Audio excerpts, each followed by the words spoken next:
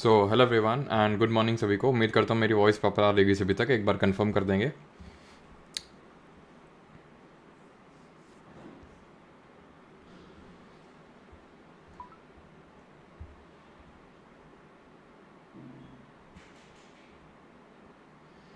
एक बार कंफर्म करेंगे सारी चीज़ें प्रॉपर हैं कि नहीं। आई थिंक थोड़ा सा बीच अभी बफरिंग हुआ होगा, लेकिन अभी सारी चीज़ें प्रॉपर होंगी। ठीक है, एक बार कंफर्म करिएगा। गुड मॉर्निंग सभी को। हाँ जी, ब्रेकफास्ट कर लिया, तभी थोड़ा सा टाइम लग जाता है। ब्रेकफास्ट में अपना तो कंट्रोल होता नहीं है। जितने टाइम बना उतने टाइम ही करना होगा, ज़्यादा कुछ बोल भी नहीं सकते। क्योंकि घर की मुर्गी तो दाल बराबर, तुमको ही पता है।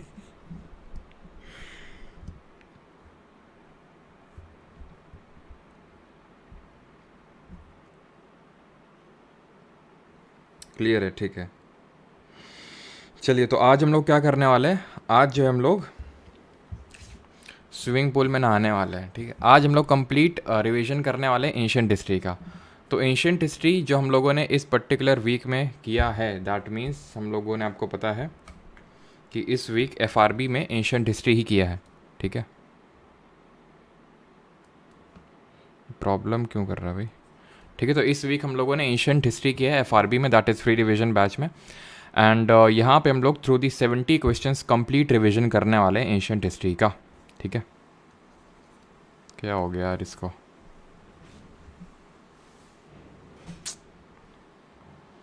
कुछ यार गड़बड़ कर रहा है फिर से आज।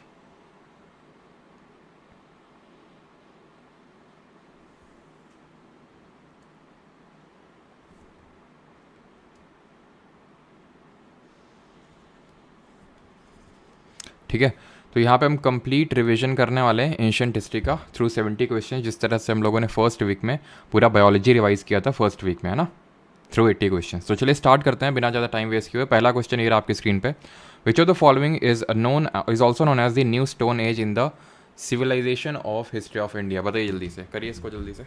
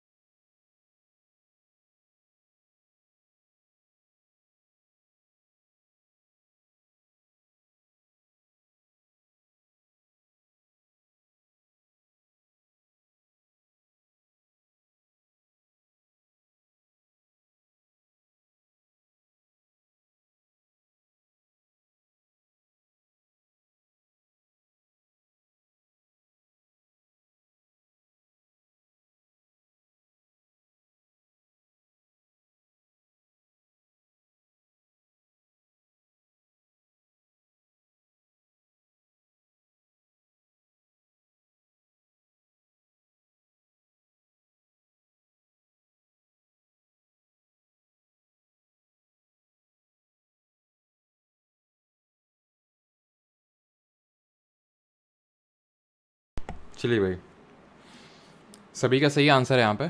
क्या सही आंसर होगा? तो सही आंसर होगा यहाँ पे option number D, Neolithic, that is नवपाषाण। अब हमें पता है कि स्टार्ट हम लोगों ने क्या कहाँ से किया था? स्टोन एज से। ठीक है, स्टोन एज दैट इज़ पाषाण युग। जब हम पाषाण युग की बात करते हैं तो ये किस पर्टिकुलर उससे बिलोंग करता है? हमने देखा था कि एक प्री हिस्ट्री होती है, प्रोटो हिस्ट्री होती है, और एक हिस्ट्री होती है। ठीक है, तो जो स्टोन एज होता है हमारा, दैट इज स्टोन एज, जो पाषाण युग जिसको बोलते हैं, ये हमारा बिलोंग करता है किससे? प्री हिस्ट्री से।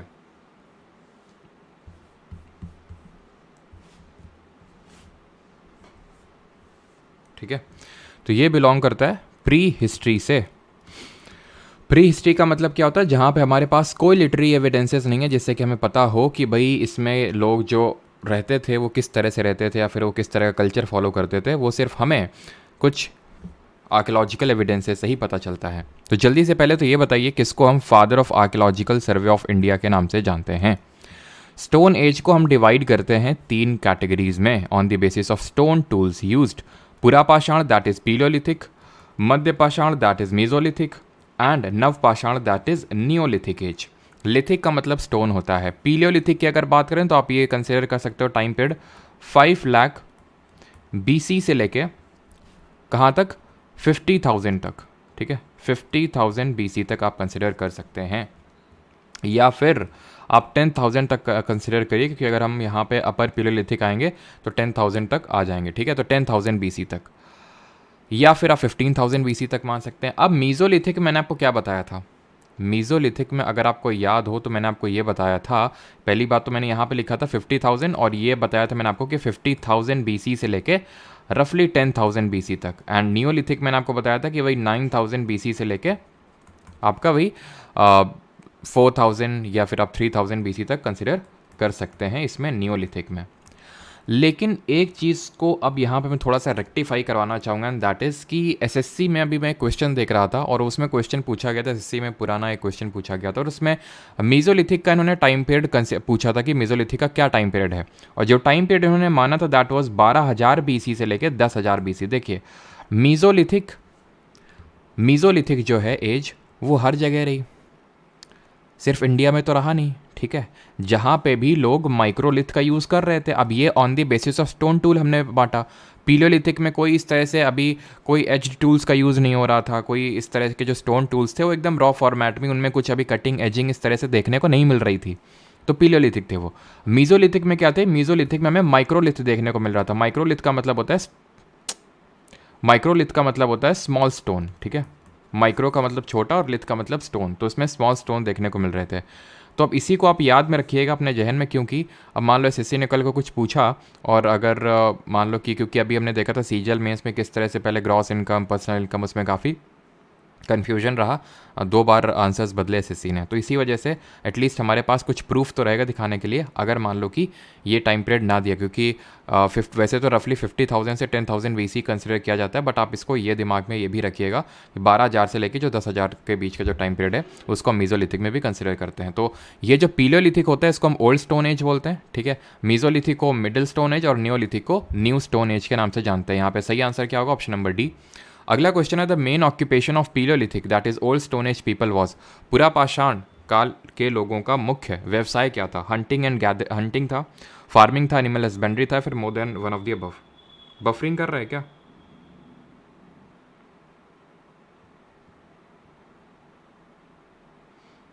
अभी भी बफरिंग हो रही है क्या?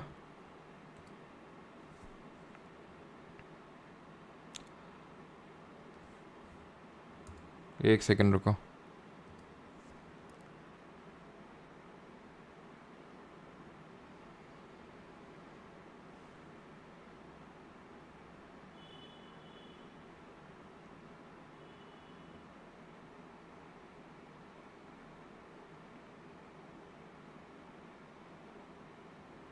अभी आई थिंक बफरिंग नहीं होनी चाहिए, एक बार कंफर्म कर देना। ठीक है, क्लियर है। चलो, तो पीलियोलिथिक पीपल का मेन ऑक्यूपेशन क्या था, तो मेन इनका जो ऑक्यूपेशन था that was hunting and gathering, ठीक है, शिकार करना, हंटिंग एंड गैदरिंग। जो हमारे मीज़ोलिथिक था ना, उनका भी मेन जो व्यवसाय था that was hunting and gathering ही था, क्योंकि अभी इतने फर्निश्ड स्टोन टूल्स इनके पास आए नहीं थे। नियोलिथिक का क्या था, जो नियोलिथिक थे उनका मेन क्या था ऑक्यूपेशन, तो नियोलिथिक वाले ध्यान रखना ये पैस्टोरल, ये एक तरह से हमारे एग्रीकल्चर पे बेस्ड हो गए थे और पैस्टोरल कम्युनिटी थे, ठीक है। पैस्टोरल थे और एग्रीकल्चर भी प्रैक्टिस करने लगे थे, बिकॉज हमें राइस वगैरह के एविडेंस मिलते हैं, ठीक है। तो एग्रीकल्चर पे ये शिफ्ट हो गए थे। In which type of megalith were the stone pieces set in circular shape around the grave, किस प्रकार के मेगालिथ में पत्थर के टुकड़े कब्र के चारों ओर गोलाकार आकार में स्थापित किए गए थे। कैन सर्कल, डॉलमेन, रॉकट के, वे फिर मेनहीर। तो मेगालिथ क्या है, तो मेगालिथ का मतलब होता है लार्ज स्टोन। मेगालिथ का मतलब क्या होता है, लार्ज स्टोन होता है। और हमने देखा था, आप रिकॉल करिए मेगालिथ क्या, तो मैंने आपको बताया था जिस समय यहाँ पे नॉर्थ इंडिया में चल रहा था आपका Indus valley civilization that is Harappan civilization, उसी टाइम पे साउथ इंडिया की अगर हम बात करें तो यहाँ पे मेगालिथ कल्चर था, ठीक है। मेगालिथ का मतलब बड़े बड़े पत्थर का यूज़ कर रहे थे ग्रेव्स के अराउंड, या फिर जो भी इनके मेमोरियल्स थे उसके अराउंड बड़े बड़े पत्थर का यूज़ हो रहा था। तो अब मेगालिथ भी डिफरेंट तरह में देखने को मिला, ठीक है। मेनहीर का मतलब है कि एकदम बहुत बड़ा पत्थर, बिल्कुल भी उसमें कुछ चेंजेस नहीं किए गए। कैन सर्कल क्या है कि सर्कुलर फॉर्मेट बनाया गया, तो ऑप्शन नंबर ए यहाँ पे सही आंसर होगा, कैन सर्कल, ठीक है, ऑप्शन नंबर ए। और टाइम पीरियड अगर बात करें मेगालिथ का टाइम पीरियड क्या था, तो मेगालिथ का टाइम पीरियड वही था रफली 2500 BC आप कंसिडर करो से लेकर 200 BC तक, ये टाइम पीरियड था किसका, आपका मेगालिथ का, ठीक है। एंड बीसी और आई होप सीई में आपको डिफरेंस पता होगा। बीसी का मतलब क्या होता है, before Christ, that is Jesus Christ के जन्म से जितने भी पहले वाले साल हैं उनको हम बीसी यूज़ करते हैं, और उनके बाद वाले जितने भी साल हैं उसके लिए हम क्या यूज़ करते हैं, उसके लिए हम यूज़ करते हैं CE, that is common era. इसी को ही हम एडी के नाम से भी जानते हैं, ध्यान रखना है। तो कॉमन एरा या फिर एडी, एनो डोमिनियन बोलेंगे, और बीसी को हम बीसीई करके भी लिख देते हैं, ठीक।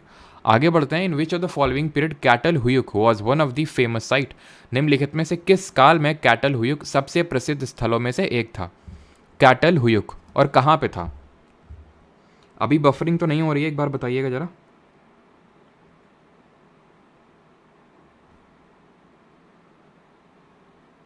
पेन टैब लैकिंग कर रहा है सर, पेन टैब लैकिंग। एक सेकंड में चेक कर लेता हूँ, एक सेकंड।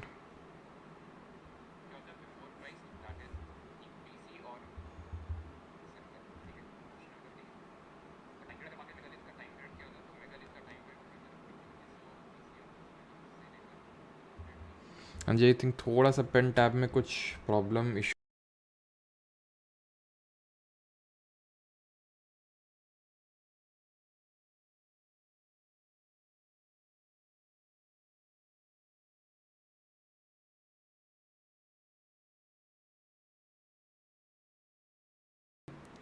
क्या इशू आ रहा है यार इसमें।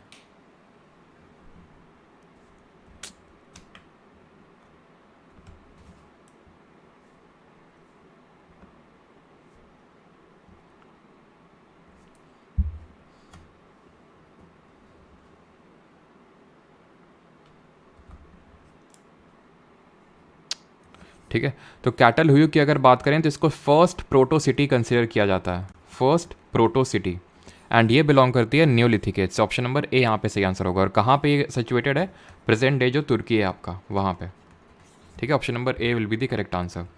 अगला हमारा, which of the following is a paleolithic site of archaeological importance in India. Paleolithic site of archaeological importance, और मैंने पूछा था आपसे, कहाँ गया वो question, archaeological survey of India के फादर किसको कंसिडर करते हैं, तो ये बोलते हैं अलेक्जेंडर कनिंघम कर। भैया आज चल नहीं रहा ढंग से, ये पता नहीं साला क्या दिक्कत है इसमें, ठीक है। अब समझ नहीं आता लैपटॉप में प्रॉब्लम है या फिर इसमें प्रॉब्लम है। अलेक्जेंडर कनिंघम को हम कंसिडर करते हैं father of archaeological survey of India, ठीक है। चलिए अगले क्वेश्चन पे आते हैं, that is question number 5। Which of the following paleolithic site of archaeological importance in India, Chirand, Burzahom, Hunsgi या फिर मेहरगढ़। तो पीलियोलिथिक साइट आपसे पूछा है यहाँ पे। चिरांद की अगर बात करें तो ये आपकी एक नियोलिथिक साइट है, जो कि कहाँ पे देखने को मिलेगी, बिहार, पटना में। और यहाँ पे जरा बताइए, चिरांद मैंने आपको क्या बताया था, कुछ इंपॉर्टेंट चीज़ बताई थी जो बुरजा होम में भी था। हुंसगी है आपका कर्नाटका में, ऑप्शन नंबर सी। मेहरगढ़ आपको देखने को मिलेगा बोलन पास के पास, जो प्रेजेंट डे पाकिस्तान वाले एरिया में पड़ता है, मेहरगढ़। और मेहरगढ़ हमने देखा था ये हमारी सबसे पहली एक नियोलिथिक साइट थी, नियोलिथिक तो थी, ठीक है, बट यहाँ पे पीलियोलिथिक पूछा ना, ये तीनों नियोलिथिक हैं, चिरांद, बुरजा होम और मेहरगढ़।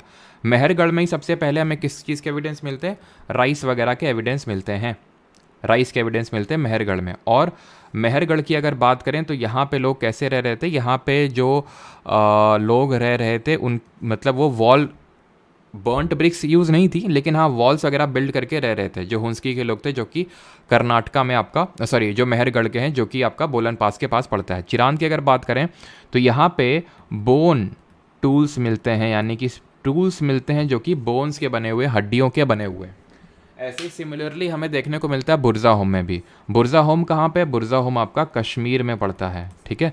बोन टूल्स इसके बने हुए मिलते हैं। ऐसे ही हमें बुरजा होम और गुफ्रकाल, ठीक है, मैंने आपको बताया था बुरजा होम और गुफ्रकाल, ये भी कहाँ पे, कश्मीर में। गुफ्रकाल का मतलब क्या होता है, केव ऑफ पॉटर्स। और ये बुरजा होम और गुफ्रकाल में लोग कैसे रह रहे थे, लेक साइड पिट ड्वेलिंग्स में रह रहे थे। जैसे मेहरगढ़ में लोग रह रहे थे, मेहरगढ़ कब डिस्कवर हुई थी, 7000 BC में, ये काफ़ी पुरानी है, सबसे पहले नियोलिथिक साइट यही डिस्कवर हुई थी, तो 7000 BC में मेहरगढ़। वहीं अगर हम बात करें गुफ्रकाल में, लोग कैसे रह रहे थे, गड्ढों में रह रहे थे, गड्ढों में और लेक के बगल में रह रहे थे, बिकॉज लेक के बगल में क्या होता है, एक अच्छे रिसोर्सेज मिल जाते हैं खाने पीने के, इस वजह से, ठीक है। एंड बुरजा होम का मतलब होता है प्लेस ऑफ बर्च, ठीक है, बुरजा होम का मतलब होता है प्लेस ऑफ बर्च। बर्च एक तरह का क्या होता है, पेड़ होता है, ठीक है। अगला क्वेश्चन है हमारा, that is question number 6, match the list 1 with the list 2 and select the correct answer using the code below. यहाँ पे मीजोलिथिक साइट है, यहाँ पे उसका लोकेशन लिखा हुआ है, आपको मैच करना है मीजोलिथिक साइट। ये क्वेश्चन IBAC में पूछा गया, अच्छा क्वेश्चन है।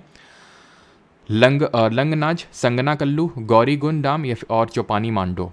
तो जो चौपानी मांडो है ये आपका इलाहाबाद जो प्रेजेंट है वहाँ पे पड़ता है, ठीक है 3। संगना कल्लू आपका पड़ेगा कर्नाटका में, लंगनाज आपका पड़ेगा गुजरात में, एंड बच गया आपका जो गौरीगुंड डैम है वो होगा आपका तेलंगाना में। तो 4213 would be the correct answer, option number C यहाँ पे सही आंसर होगा। चलो एक और मैं आपसे पूछ लेता हूँ, उसकी हो गया यहाँ पे, लंगनाज हो गया। अच्छा ये बता दो कोलदीवा कहाँ पे है, ठीक है कोलदीवा कहाँ पे पड़ता है, कोलदीवा ये कहाँ पे पड़ता है बताइए। तो यहाँ पे आप देख सकते हैं ये मेहरगढ़ है जिसके भी हम बात कर रहे थे, बोलन पास के पास, ये बुरजा होम और यहीं पे गुफकराल देखने को मिलेगा। चिरान पटना में है, ये कोलदीवा है जो कि आपका उत्तर प्रदेश में, जो अभी मैंने आपसे पूछा था, महागरा यहीं पे भी है। भीमबेटका याद रखिएगा, भीमबेटका आपका एसोसिएटेड है पीलियोलिथिक से भी और मीजोलिथिक से भी, और कुछ कुछ नियोलिथिक में भी। भीमबेटका में हमें क्या देखने को मिलती है, केव पेंटिंग्स देखने को मिलती हैं, गुफा में पेंटिंग्स बनी हुई दिखाई पड़ती हैं भीमबेटका में, जो कि कहाँ पड़ता है, मध्य प्रदेश में पड़ता है, ठीक है। हुंसकी देखा कर्नाटका में, हल्लूर भी यहीं पे, इनाम गांव और दैमाबाद आपका ये सब महाराष्ट्र में देखने को मिलता है। एंड दावजली हेडिंग कहाँ पे, ये दावजली हेडिंग है असम में। और यहाँ पे क्या मिला था, कुछ मिला था ना दावजली हेडिंग में, बताइए क्या मिला था। According to the archaeologist in Harappan cities the part of the west. अब हाँ चलो, अब क्योंकि हड़प्पा में एंटर कर रहे हैं तो कुछ चीज़ें यहाँ पे समराइज़ कर लेते हैं बिफोर मूविंग फॉरवर्ड, कि दावजली हेडिंग में आपको क्या मिला था। आई थिंक इस पे क्वेश्चन मैंने रखा तो है आगे, तो क्वेश्चन तो आगे होगा, ठीक है, और कुछ तो नहीं छूट रहा है यहाँ पे। हाँ चैल्कोलिथिक एज के बारे में आगे क्वेश्चन होगा नहीं होगा देख लेते हैं, ठीक है, नहीं होगा तो मैं आगे बता दूंगा आपको, ठीक है, क्योंकि चैल्कोलिथिक यहाँ पे अभी नहीं हुआ है। According to the archaeologist in Harappan cities the part of the, और 10 क्वेश्चन में आपको बताना है भी आपने कितना स्कोर किया, तो स्कोर को ट्रैक करते रहेगा कि आपने 10 में कितना स्कोर किया, ठीक है। According to archaeologist in Harappan cities the part of the west was smaller and higher was known as. पुरातत्व के अनुसार हड़प्पा के शहरों में पश्चिम का भाग छोटा और ऊंचा होता था, जिसे डैश के नाम से जाना जाता था, सीटाडेल, ओलंपस, लोअर टाउन या फिर कोलोजियम। तो यहाँ पे ये देखिए हम लोगों ने देखा था कि किस तरह से जितने भी हड़प्पन टाउन्स थे फिर हड़प्पन सिटीज़ थी उनको हम 2 पार्ट में डिवाइड कर सकते थे। 2 पार्ट में कैसे डिवाइड कर सकते थे, जो वेस्टर्न साइड होता था वो आपका हायर होता था, ऊंचाई में होता था, छोटा होता था, और इसको बोलते थे सीटाडेल। फोर्टिफाइड होता था, फोर्टिफाइड इन द सेंस कि मतलब किलाबंदी होती थी। नीचे जो होता था उसको बोलते थे लोअर टाउन, यहाँ पे आम लोग रहते थे, यहाँ पे खास लोग रहते थे, ठीक है, ठीक है। तो जब यहाँ पे आम से लोग खास बन जाते थे ठीक है, तो वो सीटाडेल में रहने लगते थे, मतलब यहाँ पे किंग्स वगैरह रहते थे। सीटाडेल, इसी को हम एक्रोपोलिस के नाम से जानते हैं, इसी को ही हम एक्रोपोलिस के नाम से जानते हैं सीटाडेल को। एक सिटी थी जिसमें कि विदाउट सीटाडेल थी, उसका नाम बताइए, विदाउट सीटाडेल, उसमें सीटाडेल नहीं था। और एक सिटी थी जिसमें जो 3 पार्ट में डिवाइडेड थी, उसका नाम भी बता दीजिए, ठीक है। तो ये भी फोर्टिफाइड था, लोअर टाउन भी फोर्टिफाइड था, मतलब किलाबंदी दोनों में हुआ करती थी। सीटाडेल में जैसे मैंने बताया इंपॉर्टेंट आपको बिल्डिंग, जैसे कि हम मोहनजोदारो में पढ़ते हैं ग्रेट बाथ, ग्रेट ग्रैंडरी, ये सब जो है आपको देखने को मिलता है सीटाडेल वाले साइड में, क्योंकि वो आपका एक हायर साइड में, ठीक है। विदाउट सीटाडेल की अगर बात करें तो विदाउट सीटाडेल है आपका चनहुदड़ो, भाई चल जाओ, ठीक है, इसको दिखाना पड़ेगा, ठीक है। तो चनहुदड़ो सिटी विदाउट सीटाडेल, ये चनहुदड़ो, जो कि आपका कहाँ पे पड़ता है, ये आपका पाकिस्तान, प्रेजेंट डे पाकिस्तान में। 3 पार्ट में आपको जो डिवाइडेड था दैट वाज धौलावीरा। जो धौलावीरा था वो आपका 3 पार्ट में डिवाइडेड था। और धौलावीरा कहाँ पे, गुजरात में। धौलावीरा में ही हमें एक जाइंट वाटर रिजर्वायर सिस्टम भी देखने को मिलता है, हम लोगों ने देखा था, ठीक है। और धौलावीरा के पास में ही, अगर आपको याद हो, हम लोगों ने करंट अफेयर में पढ़ा था, मार्च के करंट अफेयर में, कि मोरोधरो एक साइट डिस्कवर करी गई है बाय दी स्टैनफोर्ड यूनिवर्सिटी के रिसर्चर्स के द्वारा। तो सही आंसर क्या होगा, ऑप्शन नंबर ए यहाँ पे सही आंसर हो जाएगा, सीटाडेल। और लोअर टाउन का सच कोई वो नहीं होता, जैसे हायर टाउन को सीटाडेल या एक्रोपोलिस बोलते थे, लोअर टाउन को सच कुछ नहीं बोलते थे। In which of the following Indian states Harappan cities have not been found, कहाँ पे हड़प्पन सिटीज़ नहीं पाई गई हैं। तो हड़प्पन सिविलाइजेशन की जब हम बात करते हैं तो इसको हम इंडस वैली सिविलाइजेशन ही बोलते हैं। क्यों बोलते हैं, क्योंकि इंडस रिवर के किनारे फ्लरिश किया था, इंडस रिवर के किनारे फ्लरिश किया था। हड़प्पन सिविलाइजेशन इसलिए बोल देते हैं बिकॉज सबसे जो पहली साइट डिस्कवर हुई थी वो हड़प्पा डिस्कवर हुई थी, जो कि प्रेजेंट डे पाकिस्तान में पड़ती है, ठीक। अब यहाँ पे क्वेश्चन क्या पूछा है, नॉट कहाँ पे नहीं आपको देखने को मिलेगा। तो देखिए हड़प्पन सिटीज़ की अगर हम बात करें नॉर्थ, साउथ, ईस्ट और वेस्टर्न मोस्ट एक्सटेंट की, तो सबसे नॉर्दर्न मोस्ट में हमें देखने को मिलेगी जो साइट है वो है मांडा, जम्मू एंड कश्मीर, ठीक है। और ये बताइए लार्जेस्ट कौन सी है, ओल्डेस्ट साइट कौन सी है, और लार्जेस्ट ओवर और लार्जेस्ट इन इंडिया, दोनों आप बताइएगा। तो मांडा जम्मू एंड कश्मीर में, देन ये है सुतका गंडौर जो कि पाकिस्तान और अफगानिस्तान के एकदम बॉर्डर में देखने को मिलेगी, सुतका गंडौर। यहाँ पे आपका दैमाबाद महाराष्ट्र, दैमाबाद महाराष्ट्र, और यहाँ पे आपको देखने को मिलेगा आलमगीरपुर उत्तर प्रदेश। तो इससे आप थोड़ा सा दिमाग लगा सकते हैं कि भाई उत्तराखंड तक तो नहीं गए हम लोग। ऑप्शन नंबर ए यहाँ पे सही आंसर हो जाएगा। उत्तराखंड में आपको कोई हड़प्पन सिटी देखने को नहीं मिलेगी।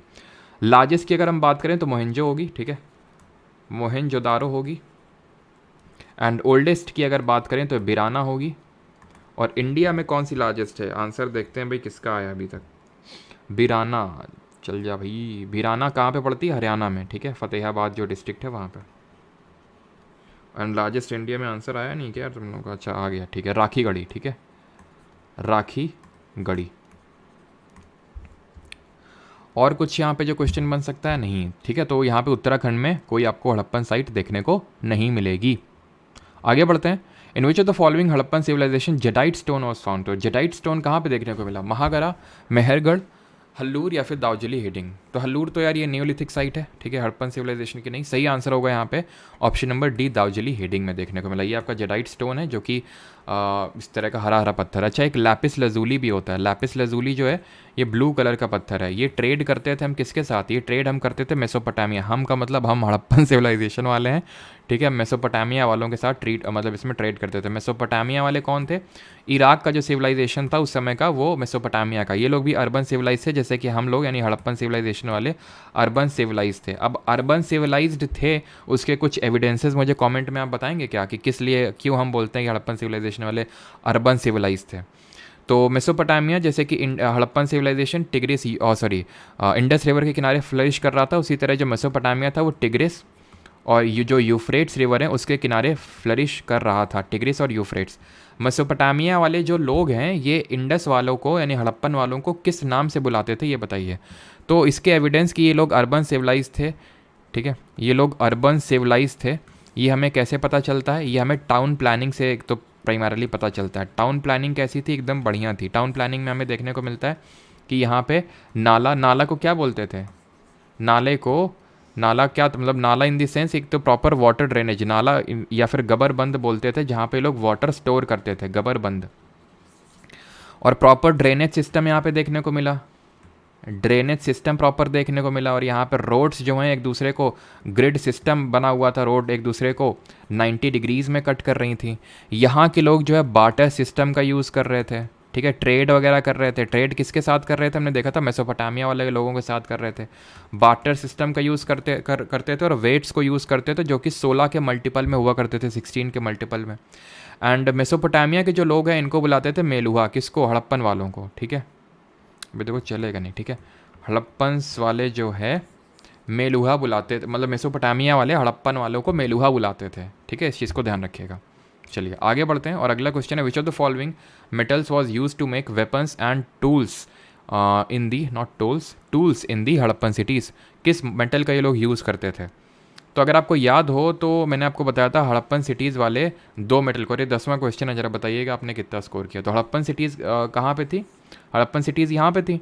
तो ये लोग क्या करते थे, कॉपर यहाँ से उठाते थे, टिन ऊपर से लेते थे और कॉपर और टिन मिला के क्या बना देते थे, कॉपर और टिन मिला के क्या बना देते थे बताइए। तो यहाँ पे कॉपर कैसे उठाते थे, क्योंकि यहाँ पे चाल्कोलिथिक साइट्स देखने को मिली हमें। चाल्कोलिथिक का मतलब होता है ताम्र पाषाण युग, क्योंकि जो सबसे पहला मेटल इंसान ने डिस्कवर किया वो तांबा ही था, वो कॉपर ही था, ठीक है, हमने देखा था चाल्कोलिथिक जब हम पढ़ रहे थे। तो जो चाल्कोलिथिक एज है, तो चाल्कोलिथिक यहाँ पे आपको साइट्स भी देखने को मिलती हैं। चाल्कोलिथिक एज में चाल्कोलिथिक साइट्स की अगर हम बात करें तो जैसे कि यहाँ पे मैं कुछ लिखता हूँ, जैसे कि हमने देखा था एक तो जॉर्वे कल्चर कहाँ पे देखने को मिलेगा, आपको बताना है जल्दी से, जॉर्वे कल्चर। और जॉर्वे कल्चर की सबसे बड़ी साइट का नाम बताना है। फिर हमने देखा था जॉर्वे के अलावा हमें देखने को मिला था आहार बानस कल्चर, ये कहाँ पे देखने को मिला था, आहार बानस। और बताइए आहार बानस और गिलुंद, ठीक है, गिलुंद। और बताइए कि ईरान कल्चर, ठीक है, मालवा, कयाथा, ये सब कहाँ पे देखने को मिले कल्चर। तो जॉर्वे हमें देखने को मिला महाराष्ट्र में, क्योंकि सबसे पहला मतलब जो चालकोलिथिक साइट डिस्कवर हुआ था महाराष्ट्र में, दैट वाज जॉर्वे, ठीक है। और यहाँ पे जॉर्वे कल्चर में जो सबसे बड़ी साइट थी दैट वाज दैमाबाद। अहरबानस या और गिलुंद देखने को मिला राजस्थान में। ईरान, मालवा और कयाथा कल्चर देखने को मिला मध्य प्रदेश में, खासकर western part of Madhya Pradesh में। तो इन्होंने कॉपर और टिन मिला के क्या बनाया, इन लोगों ने ब्रॉन्ज बनाया। बट यहाँ पे ब्रॉन्ज तो ऐसा ऑप्शन में है नहीं, तो कॉपर यहाँ पे मार्क करेंगे, ऑप्शन नंबर सी। तो कॉपर और टिन मिला के इन्होंने बनाया ब्रॉन्ज, जो कि एक एलॉय है, जो कि एक मिश्र धातु है। इसीलिए हम हड़प्पन सिविलाइजेशन को ब्रॉन्ज एज के नाम से भी जानते हैं। किस नाम से जानते हैं? Bronze age. अच्छा ये बताइए, हड़प्पन जो सिविलाइजेशन है, ये जो हम टाइम पीरियड पढ़ रहे हैं, ये कौन सा टाइम पीरियड पढ़ रहे हैं? ये टाइम पीरियड पढ़ रहे हैं 2500 BC से लेकर 1750 BC तक। क्या ये हिस्ट्री पढ़ रहे हैं हम या प्री हिस्ट्री पढ़ रहे हैं? बताइए, प्री हिस्ट्री पढ़ रहे हैं या फिर अभी हिस्ट्री में आ चुके हैं? बताइए। तो चालकोलिथिक भी देख लिया हम लोगों ने, सारी चीज़ें यहाँ पे, और तो कुछ नहीं बच रहा। टिन उठाते थे ऊपर से और कॉपर लेते थे नीचे से। तो यहाँ पे मैं बता दूँ कि हड़प्पन ना तो आपका प्री हिस्ट्री है ना तो आपका हिस्ट्री है, इसको हम प्रोटो हिस्ट्री के नाम से जानते हैं। क्योंकि यहाँ पे, अच्छा प्रोटो हिस्ट्री क्यों बोलते हैं? क्योंकि यहाँ पे जो लिटरेरी एविडेंसेस तो हैं, ये लोग कुछ लिख के गए थे, लेकिन क्योंकि हम पता नहीं लगा पाए तो इसलिए हम हिस्ट्री भी नहीं बोलेंगे इसको। अच्छा, इन लोगों की जो स्क्रिप्ट थी वो कैसी थी वो बताना आपको, और जल्दी से बताइए कि 10 में आपने कितना स्कोर किया। 10 को ट्राई करते रहिएगा सभी लोग। बफरिंग नहीं हो रही है, भाई वो बफरिंग नहीं हो रही है, ठीक है। थोड़ा सा कॉम्प्रोमाइज़ करिए, क्योंकि वो जो मैं लिख रहा हूँ ना तो उतना स्मूथ आई थिंक लिख नहीं रहा होगा उसमें, मुझे शायद ये लग रहा है। लिख रहा हूँ जब मैं तो उतना स्मूथ लिख नहीं रहा होगा, ठीक है। थोड़ा सा बीच में वो ग्लिच कर जाता होगा, बफरिंग नहीं है वो, है ना। चलिए, तो इन लोगों ने स्क्रिप्ट किस तरह से लिखी थी वो मैं आपको बता देता हूँ कि इन लोगों ने जो स्क्रिप्ट लिखी थी वो कैसी थी। तो इन लोगों की जो स्क्रिप्ट थी दैट वाज, मैंने बताया था आपको, पिक्टोग्राफिक स्क्रिप्ट थी। पिक्टोग्राफिक का मतलब है कि पिक्चर्स के फॉर्म में थी, ठीक है। पिक्टोग्राफिक स्क्रिप्ट थी ये, ठीक है, पिक्चर्स के फॉर्म में थी। और बॉस्टोफिडॉन स्टाइल ऑफ राइटिंग को फॉलो कर रहे थे। बॉस्टोफिडॉन का मतलब क्या होता है? बॉस्टोफिडॉन का मतलब होता है right to left then left to right, इस तरह से मतलब होता है बॉस्टोफिडॉन का। Which of the following sites of Harappan civilization is located near the Bolan pass. अब बोलन पास आपको कहाँ पे देखने को मिलेगा? बोलन पास अभी मैं आपको बता रहा था कि भाई जो मेहरगढ़ है वो बोलन पास के अराउंड सिचुएटेड है, ठीक है। और यहाँ पे देखो आई गया ऑप्शन में, तो यहाँ पे क्या होगा? मेहरगढ़ ऑप्शन में होगा। अब आपको लगेगा कि सिर्फ हड़प्पन सिविलाइजेशन पूछा, ये तो नियोलिथिक साइट थी। बिल्कुल नियोलिथिक साइट है, बिल्कुल नियोलिथिक साइट है, लेकिन नियोलिथिक से ये, अब क्योंकि ये नियोलिथिक साइट है, हड़प्पन सिविलाइजेशन भी तो यहीं फ्लरिश कर रहा था आपका, यहीं पे तो फ्लरिश किया था। तो यहाँ पे अगर हम बात करें, चिरांद ये कहाँ पे पड़ता है? पटना में पड़ता है। हमने देखा था बोन टूल्स यहाँ पे मिले थे हमें, यानी कि हड्डियों के बने हुए टूल्स। गोफ्रकाल और बुरजा होम में। और अच्छा, एक बुरजा होम में मैंने आपको एक और चीज़ बताई थी, ठीक है। वो सारी चीज़ आई होप आप कमेंट में लिखते चल रहे होंगे। बुरजा होम में क्या देखने को मिला था कि कुत्ते के बगल में ही मास्टर को एनग्रेव किया गया था, यानी कि डॉग, और यानी कि डबल बरियल था। डबल बरियल किस तरह का था? हस्बैंड वाइफ का डबल बरियल नहीं, मास्टर और डॉग को बरी किया गया था साथ साथ में। हड़प्पन सिविलाइजेशन में डबल बरियल कहाँ पे देखने को मिला था बताइए? और कोलदीवा कहाँ पे? उत्तर प्रदेश में। तो हड़प्पन सिविलाइजेशन में अगर हम डबल बरियल की बात करें, या फिर एक तो मैंने आपको डबल बरियल पढ़ाया था और एक मैंने आपको बताया था कॉफिन बरियल। डबल बरियल और कॉफिन बरियल। तो डबल बरियल आपको देखने को मिलेगा लोथल में, है ना। और कॉफिन बरियल आपको कहाँ पे देखने को मिलेगा? हड़प्पा में ही देखने को मिलेगा। अच्छा बताइए, फायर अल्टर कहाँ देखने को मिलेगी? आग की वेदियाँ कहाँ देखने को मिलेगी? इनाम गांव, an important archaeological site is found on which river? इनाम गांव। अब इनाम गांव जो है पड़ता है आपका महाराष्ट्र के साइड में, ठीक है। तो महाराष्ट्र की तो रिवर्स है इंद्रायणी भी, उल्लास भी, गॉड भी, और आपका कुकड़ी भी, और ये आपका पड़ेगा गॉड, ठीक है। ऑप्शन नंबर सी यहाँ पे सही आंसर होगा। ये हम लोगों ने मतलब FRB में नहीं किया था, कवर नहीं किया था हम लोगों ने, ठीक है। यहाँ पे कवर हो गया। इनाम गांव an important archaeological site is situated along the गोड रिवर।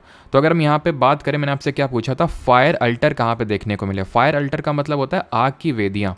तो आग की वेदियाँ हमें दो जगह में देखने को मिली। एक तो लोथल जो भी हम देख रहे थे, जो कि एंशियंट पोर्ट साइट है, यानी कि एक प्राचीन बंदरगाह है जहाँ डॉकयार्ड भी देखने को मिला, जहाँ पे शिप्स वगैरह ठहरा करते थे, रुका करते थे।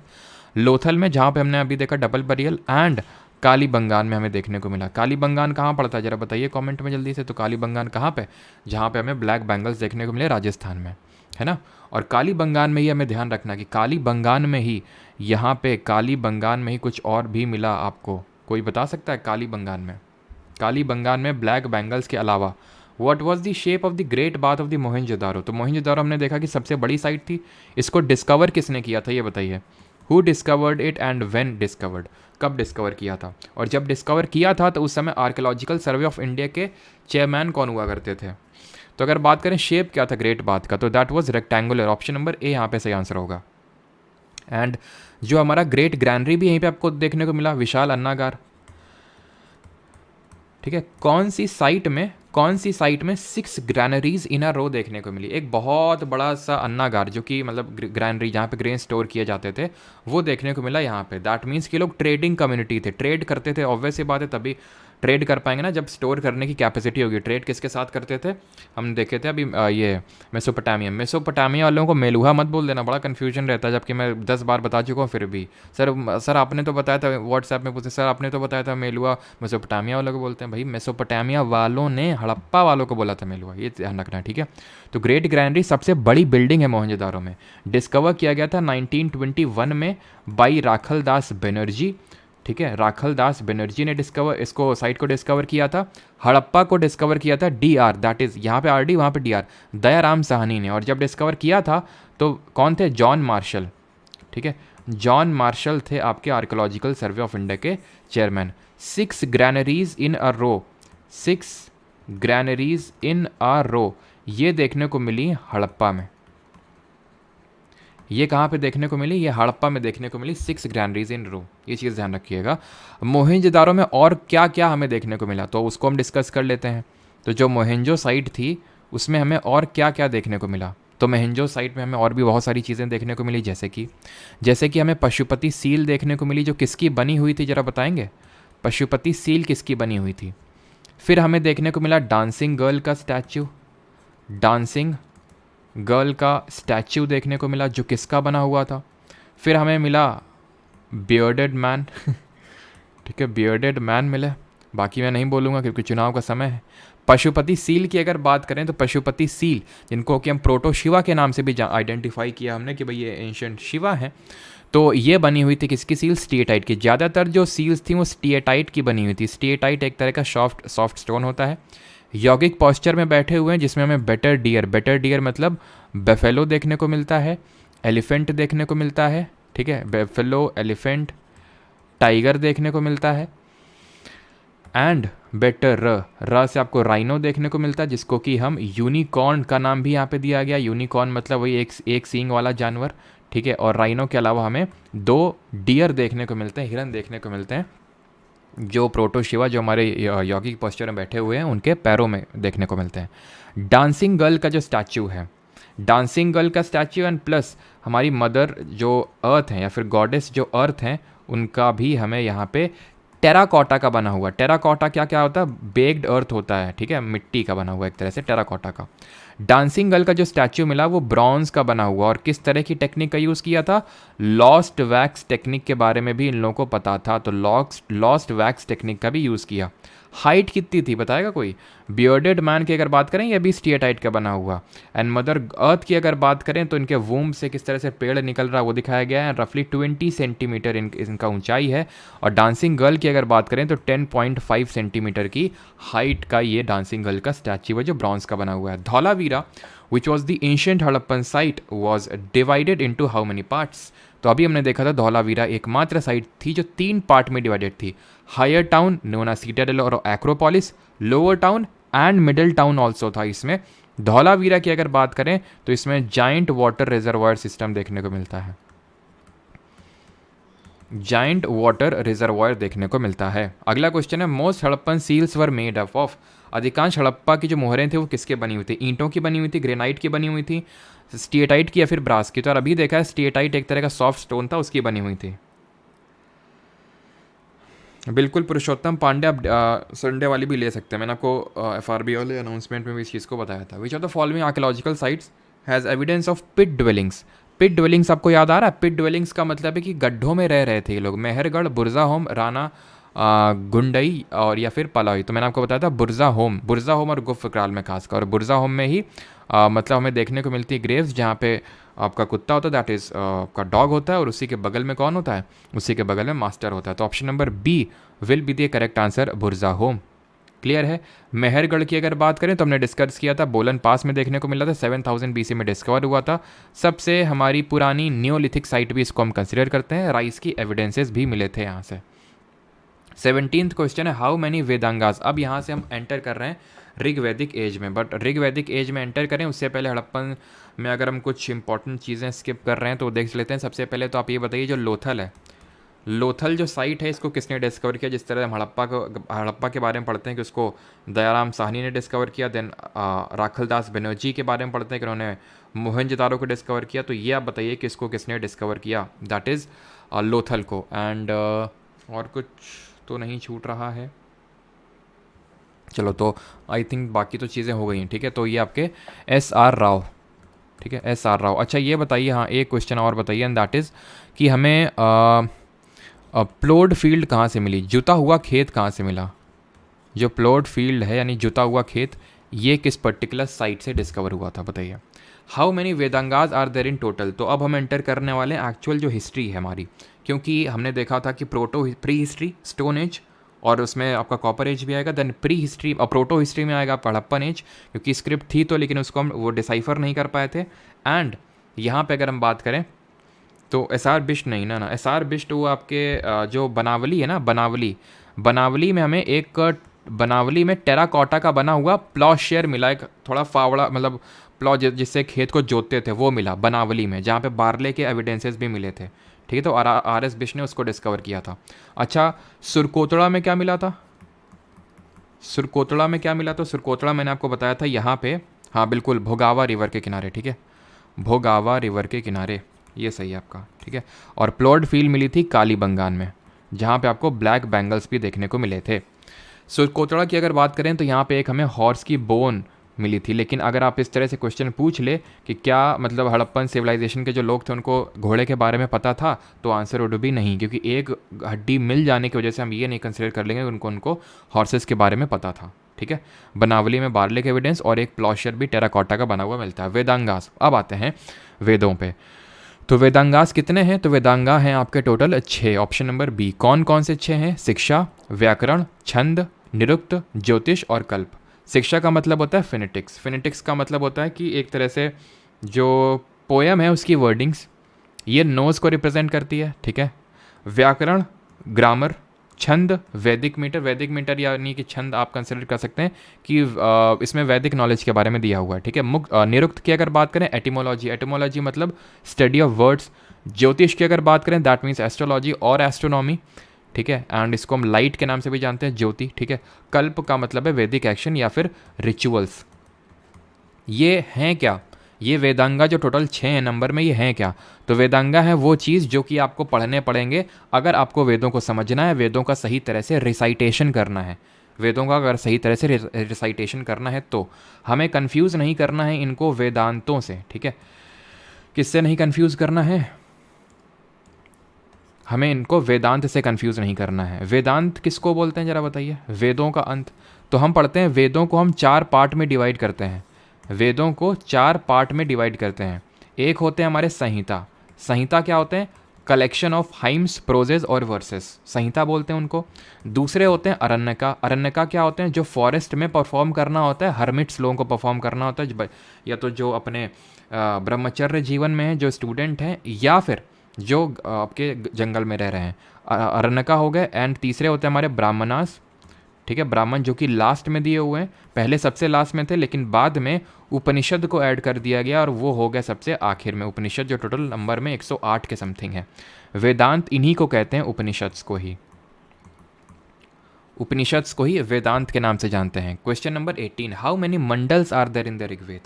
तो हमें पता है टोटल हमारे कितने वेद हैं? 4 वेद हैं। ऋग्वेद, ये तो सबको पता होगा, एकदम बेसिक चीज़ है। सामवेद, यजुर्वेद और अथर्ववेद, ठीक है। तो ये हमारे 4 वेद हैं। अब ऋग्वेद को अगर हम बात करें, इसको हम 10 किताबों में डिवाइड करते हैं जिनको हम मंडल के नाम से जानते हैं। तो ऑप्शन नंबर डी यहाँ पे सही आंसर हो जाएगा।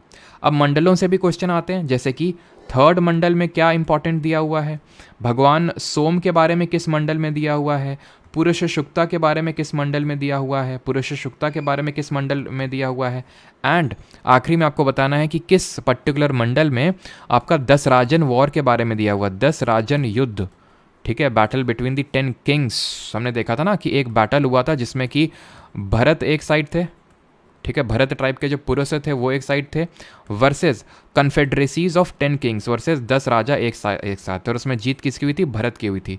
ये किस मंडल में है और किस नदी के किनारे इस युद्ध को लड़ा गया था? थर्ड मंडल की अगर बात करें तो इसमें आपका दिया हुआ गायत्री मंत्र, जो किसको डेडिकेटेड है? गायत्री मंत्र गॉडेस सावित्री को डेडिकेटेड है। और इसको किसने लिखा था, फिर किसने कंपोज किया था, किसने रिसाइट किया था गायत्री मंत्र को? भगवान सोम, जिनको गॉड ऑफ प्लांट्स के नाम से जानते हैं। इससे एक ड्रिंक भी बनता है सोम रस, जिसको एनर्जी ड्रिंक भी बोलते हैं, है ना, लाइक एनर्जी आपका रेड बुल टाइप। तो सोम की अगर मतलब वेद को रिसाइटेशन कर करके जब थक जाते थे तो सोम रस पी लेते थे, है ना।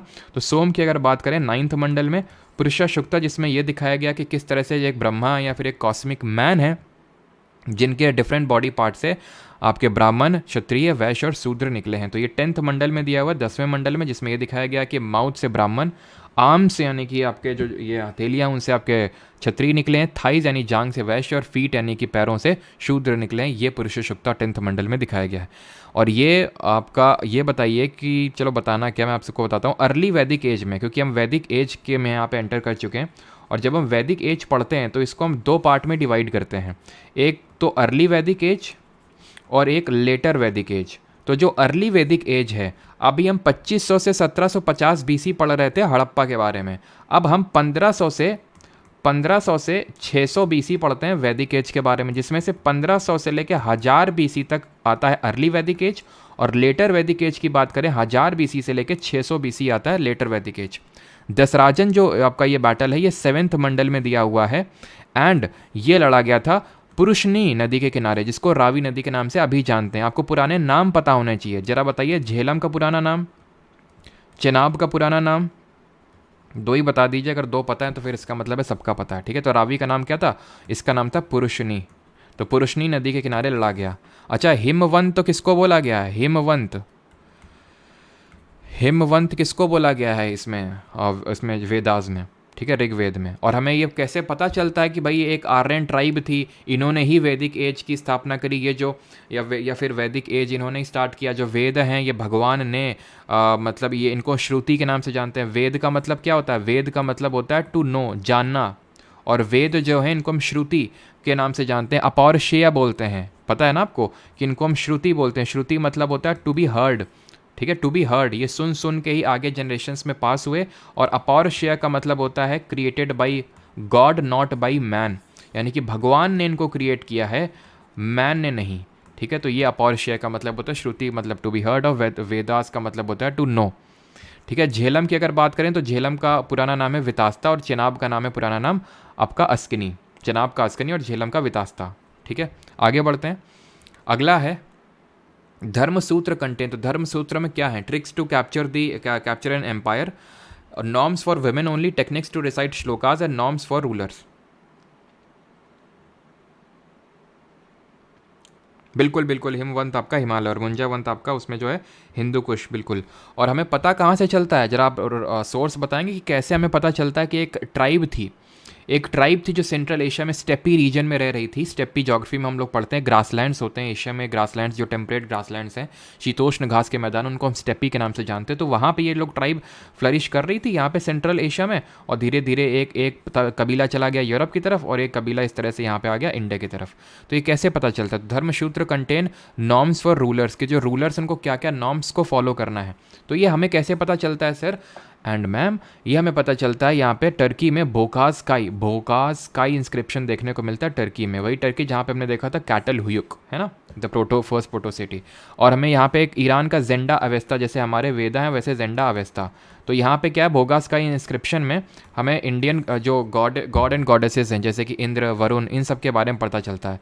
इंद्र, जिनको पुरंदर के नाम से भी जानते हैं, इनको हम और किस नाम से जानते हैं? इनको हम डिस्ट्रॉयर ऑफ फोर्ट्स के नाम से भी जानते हैं। पुरंदर का मतलब होता है डिस्ट्रॉयर ऑफ फोर्ट्स। वरुण कौन से भगवान है हमारे? वरुण कौन से हैं? अदिति कौन है? तो अदिति जो हमारे सन गॉड हैं उनकी मदर है। वरुण कौन है? गॉड ऑफ वाटर है। तो ये चीज़ हमें पता होनी चाहिए, ठीक। चलिए, और गॉड ऑफ एनिमल किसको बोलते थे? गॉड ऑफ एनिमल, उनका नाम आर से स्टार्ट होता है। बताइए, which of the following Veda is the oldest? सबसे पुराना वेद कौन सा इसमें? यजुर्वेद है, ऋग्वेद है, सामवेद है, या फिर अथर्ववेद है? बताइए, सबसे पुराने वेद की यहाँ पे बात हो रही है। तो सबसे पुराना वेद तो हमारा ऋग्वेद है, जो सबसे पहले बना था। 10 मंडल में डिवाइडेड हमने देख लिया था, उसमें कौन कौन से मंडल में क्या दिया हुआ है ये भी हमने देख लिया, और सबसे पुराना है, बस हमें पता होना चाहिए। सामवेद की अगर बात करें तो इसको हम ओल्डेस्ट बुक ऑन म्यूजिक के नाम से जानते हैं। इसमें हमारे कुछ उपनिषद हैं, जैसे कि जो केन उपनिषद है, जो छंदोग्य उपनिषद है, वो इसी का पार्ट है। ठीक है, केन उपनिषद और छंदोग्य उपनिषद। अंडरटेकर उपनिषद इसमें नहीं है। यजुर्वेद की अगर बात करें तो यजुर्वेद में क्या दिया हुआ है, इसमें आपके रिचुअल्स आपके दिए हुए हैं, डेली जो आपको क्या क्या रिचुअल्स परफॉर्म करने हैं वो इसमें दिए हुए हैं यजुर्वेद में। यजुर्वेद को हम 2 पार्ट में डिवाइड करते हैं। एक को बोलते हैं शुक्ल यजुर्वेद और एक को बोलते हैं कृष्ण यजुर्वेद। कृष्ण का मतलब होता है डार्क या फिर ब्लैक, और शुक्ल का मतलब होता है वाइट। इसके हमारे पार्ट कौन कौन से उपनिषद हैं जरा बताएंगे, इसके कौन कौन से उपनिषद इसका पार्ट हैं? तो एक तो है हमारा कठ उपनिषद, जिसमें कि किसके बीच में डायलॉग दिया हुआ है, और एक है आपका बृहदरण्यका उपनिषद, जिसको कि हम बृहदरण्यका उपनिषद, जिसको कि वन ऑफ द ओल्डेस्ट उपनिषद भी कंसिडर किया जाता है, एंड ऑल्सो द लार्जेस्ट उपनिषद। कठ उपनिषद की अगर बात करें तो इसमें डायलॉग दिया हुआ है यमराज और नचिकेता के बीच में। अभी चल नहीं रहा है, ठीक है, नचिकेता और यमराज, ठीक है, यहाँ पे मैं लिख नहीं रहा हूँ क्योंकि चल नहीं रहा है, ठीक है। तो आप समझ जाइए, कठ उपनिषद में आपको नचिकेता और यम या फिर यमराज के बीच में डायलॉग दिया है कठ उपनिषद में। एंड अथर्ववेद में आपको पता होना चाहिए, या फिर अथर्ववेद में आई थिंक आगे क्वेश्चन आएगा। The word Satyameva Jayate on the state emblem has been taken from which Upanishad? राज्य चिन्ह पर सत्यमेव जयते शब्द किस उपनिषद से लिया गया है? कठ, प्रसेन, केन या फिर मुंडका? तो केन मैंने आपको बताया सामवेद का पार्ट है। कठ उपनिषद ये आपका यजुर्वेद का पार्ट है, जिसमें कि डायलॉग दिया है नचिकेता और यम के बारे में बीच में। यहाँ पे लिख देता हूँ मैं, ठीक है, अब चल जाओ, नहीं मार देंगे तुमको, ठीक है। नचिकेता और यम, नचिकेता और यम के बीच में डायलॉग दिया हुआ है इसमें, ठीक है। सही आंसर क्या होगा यहाँ पे? Option number D, Mundka. अच्छा, मुंडका और मांडुक के अलग अलग होते हैं, सेम मत कंसिडर करिएगा इनको, ठीक है। और ये मुंडका उपनिषद पता है किसका पार्ट है? ये अथर्ववेद का पार्ट है, अथर्ववेद का हिस्सा है ये। और अथर्ववेद का ही सत्यमेव जयते आपको पता होगा ना, जैसे हमारा स्टेट एम्बलेम है, ट्रूथ ओनली प्रिवेल्स, है ना, सत्य की ही जीत होती है। और अथर्ववेद का ही पार्ट है महाउपनिषद, जिससे कि हमने क्या लिया था, याद है किसी को? मैंने क्या बताया था आपसे? महाउपनिषद से हमने जो G20 हमने होस्ट किया था, उसकी जो थीम है दैट इज़ वसुधैव कुटुंबकम, ये लिया था हमने, ठीक है, वसुधैव कुटुंबकम, ये लिया था हमने महाउपनिषद से। 22 Which of the 4 Vedas contain a collection of magic spells and charms to fend off evil spirits and diseases? 4 वेदों में से किसमें बुरी आत्माओं और बीमारियों को दूर करने के लिए जादू, मंत्र, टोना, टट्टंड ये सब दिया हुआ है? बताओ, अथर्ववेद, ऋग्वेद, यजुर्वेद या फिर सामवेद? तो डिजीज़ वगैरह या फिर भूत प्रेत ये भगाने के लिए, या फिर कुछ बोलते हैं ना कि नेगेटिव एनर्जीज़ आ गई, है ना, बच्चा रो क्यों रहा है भाई, लगता है इसको किसी की नज़र लग गई, तो उसके लिए कलेक्शन ऑफ मैजिक स्पेल्स दिए हुए हैं, किसमें हम सभी जानते हैं? अथर्ववेद में, जिसका हमारे पार्ट है कौन से? मुंडका उपनिषद एंड जो आपके महाउपनिषद है। तो ऑप्शन नंबर ए यहाँ पे सही आंसर होगा, ठीक है। ऋग्वेद, सामवेद, यजुर्वेद सब कुछ हम देख चुके हैं। चलिए अगला क्वेश्चन है, and that is which of the following is the largest stupa in India? सबसे बड़ा स्तूपा कौन सा है भारत में? केसरिया स्तूपा, धामेक स्तूपा, अमरावती स्तूपा या फिर भरूच स्तूपा? हाँ बिल्कुल सही है, रजत, मोनिका, जांगड़ा, अमीशा, रेखा, सलोनी, विक्की, वसुधैव कुटुंबकम। चलिए, तो लार्जेस्ट स्तूपा कौन सा है, सबसे बड़ा स्तूपा? ये केसरिया है, धामेक है, अमरावती है, फिर भरूच। और जरा कमेंट में इनकी आप बताएंगे कि लोकेशन क्या है। तो केसरिया है। केसरिया कहाँ पड़ता है? कानपुर में नहीं है भाई, केसरिया का मतलब कानपुर नहीं होता है, ठीक है। केसरिया बिहार में है गया के पास है ये केसरिया स्तूपा। धामेक जो है आपका, ये सारनाथ में पड़ता है। सारनाथ जो वाराणसी है ना आपका, वाराणसी उत्तर प्रदेश में, वहाँ पे पड़ता है। सिलेंड्रिकल शेप का है, और ये क्योंकि सारनाथ में ही पहला उपदेश दिया था बुद्ध जी ने, तो बुद्ध जी के पहले उपदेश को ये दिखाता है एक तरह से, जो धामेक स्तूपा है। भरूच स्तूपा कहाँ पे? भरूच आपका मध्य प्रदेश में, और इसमें आपकी जातक टेल्स लिखी हुई है। जातक टेल्स क्या है? वॉट आर दीज जातक टेल्स? जातक टेल्स क्या है? तो बुद्ध जी की प्रीवियस बर्थ या फिर उनके बचपन की कहानियां हैं जातक टेल्स में। तो भरूच स्तूपा में इनको दिखाया गया, मध्य प्रदेश में है। अमरावती आपका आंध्र प्रदेश में पड़ता है, एंड धामेक मैंने बताया वाराणसी में है, जो कि आपके बुद्ध जी के पहले सरमन को भी दर्शाता है, उपदेश को दर्शाता है। एंड धामेक स्तूपा जो है सिलेंड्रिकल शेप में थोड़ा सा, ठीक है, सिलेंड्रिकल शेप में आपको देखने को मिलेगा धामेक स्तूपा। सांची स्तूपा जो सबसे ओल्डेस्ट स्तूपा है, ये कहाँ पे देखने को मिलेगा ये बताइए। और यहीं पे ही ये आपका मध्य प्रदेश में पड़ता है, लो मैंने बता ही दिया। तो सांची आपका जगह पड़ता है मध्य प्रदेश में। यहाँ पे कौन सा फेस्टिवल ऑर्गेनाइज होता है ये भी मैंने आपको बताया था। तो ये केसरिया स्तूपा जो सबसे बड़ा स्तूपा है, ठीक है। प्रॉपर स्तूपा के एकदम टाइप पे फॉर्म में हमें नहीं लग रहा है। अब स्तूपा के जो इंपॉर्टेंट चीज़ें होती हैं वो हमें पता होनी चाहिए। तो यहाँ पे देख लेते हैं। तो ये जो हेमिस्फेरिकल डोम होता है इसको अंड के नाम से जानते हैं। ये रेलिंग आप देख पा रहे हैं इनको बोलते हैं वेदिका, ठीक है। ये जो आप देख पा रहे हैं पथ, इसको प्रदक्षिणा पथ या फिर इसी को हम बोलते हैं मेधी, ध्यान रखिएगा। इसी को ही हम मेधी बोलते हैं। मतलब क्वेश्चन इस तरह से किसी ने पूछ लिया था कि प्रदक्षिणा पथ को किस नाम से जानते हैं, तो ये हो गया। यहाँ पे इसको हम बोलते हैं हर्मिका, ठीक है, इसको हम बोलते हैं हर्मिका। और ज़रा बताइए इसको क्या बोलेंगे। और ये आपके गेटवे हैं जिनको बोलेंगे तोराना, ये जो आप देख रहे हैं ना तोराना बोलते हैं इनको, और इसको बोलते हैं छत्र, ठीक है। तो यहाँ पे आप देख पा रहे हैं ये जैसे 1 2 3 4, यूजुअली 4 होते थे चारों डायरेक्शन में, नॉर्थ ईस्ट साउथ वेस्ट में। और सांची स्तूपा में आपके में तो क्वेश्चन नहीं पूछा गया, सीडीएस सीएपीएफ लेवल में क्वेश्चन पूछा गया इस तरह से कि जैसे जो स्तूपा था सांची का स्तूपा, तो उसमें 3 पिलर तो देखने को मिले थे लेकिन एक गिरी हुई हालत में मिला था, ठीक है। सांची स्तूपा की अगर बात करेंगे तो मध्य प्रदेश में, और यहाँ पे कौन सा फेस्टिवल होता है, चेतिया गिरी विहार फेस्टिवल, ठीक है। चेतिया गिरी विहार फेस्टिवल यहाँ पे ऑर्गेनाइज किया जाता है। एक और स्तूपा का नाम बताइए जो आपका, बताइए शांति स्तूपा कहाँ पे देखने को मिलेगा, शांति स्तूपा कहाँ पे सिचुएटेड है। What does chaitya and Buddhist architecture refer to, बौद्ध वास्तुकला में चैत्य का क्या तात्पर्य होता है, Buddha relic, prayer hall, residence या फिर मोनास्ट्री। तो चैत्य क्या होता है, तो चैत्य होता है आपका प्लेस ऑफ वर्शिप जहाँ पे बुद्ध लोग पूजा करते हैं। रेजिडेंस वाली प्लेस को किस नाम से जानते हैं, तो शांति स्तूप आप देखोगे बहुत ब्यूटीफुल लगता है, एकदम वाइट कलर का है ये शांति कहाँ पे रहती है ज़्यादा, लद्दाख में शांति, आजकल तो नहीं है लेकिन हाँ वैसे तो शांति रहती है लद्दाख में। तो रेजिडेंस की अगर बात करेंगे तो विहार, ठीक है। ऑप्शन नंबर बी यहाँ पे सही आंसर हो जाएगा, बिकॉज चैत्य के बारे में आपसे पूछ रहा था। द लायन कैपिटल, अच्छा मुझे याद दिलाइएगा ऑप्शन नंबर डी में मोनास्ट्री लिखा हुआ, अगर आगे मोनास्ट्री से क्वेश्चन नहीं आएगा तो मुझे याद दिलाइएगा, मोनास्ट्रीज के बारे में बताना है मुझे आपको, ठीक है। The lion capital was build to commemorate the historical event of dash of Buddha. तो लायन कैपिटल का निर्माण बुद्ध की डैश की ऐतिहासिक घटना की स्मृति के लिए किया गया था।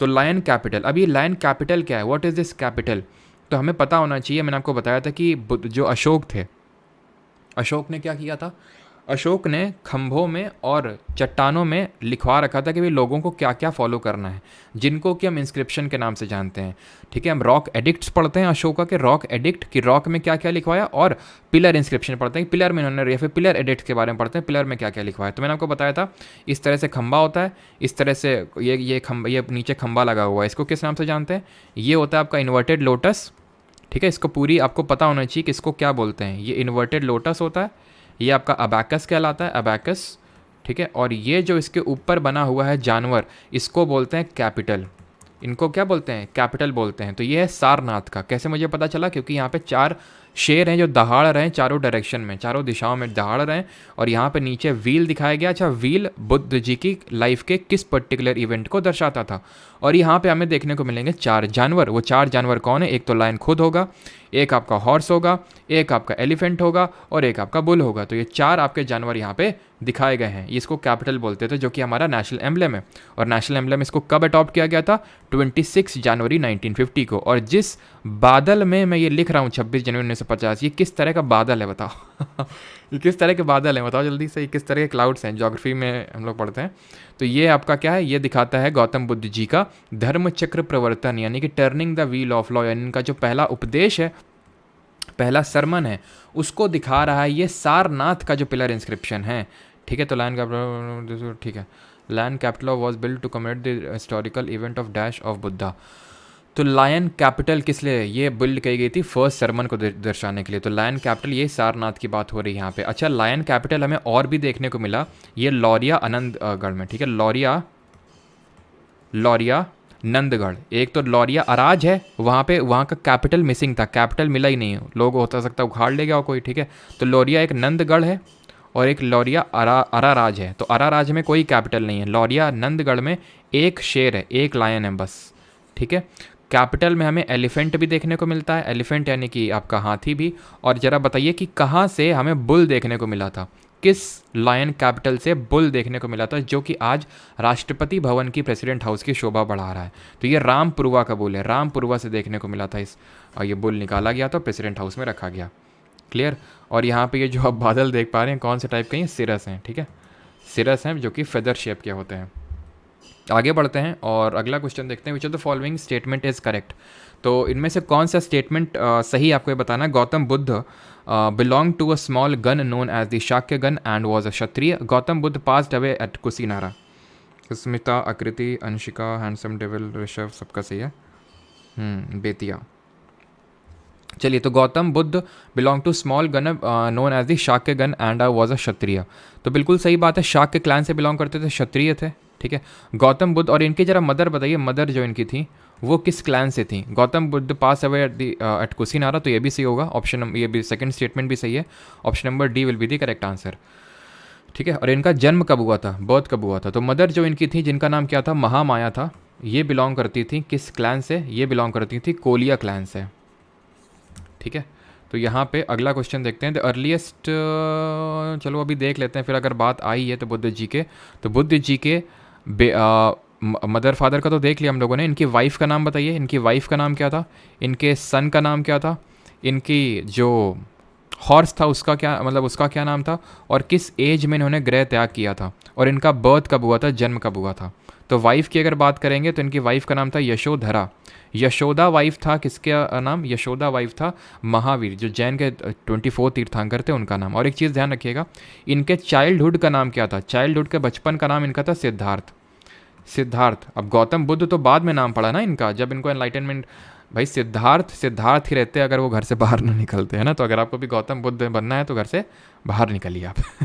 तो सन की अगर बात करें तो जो सिद्धार्थ इनका बचपन का नाम था वही महावीर जी के पिता का नाम था, है ना, हम लोगों ने इस तरह से पढ़ा था। तो सन का नाम, बेटे का नाम था राहुल, घोड़े का नाम था चन्ना, या फिर कहीं कहीं पे कंठक दिया होगा, मैंने आपको बताया था।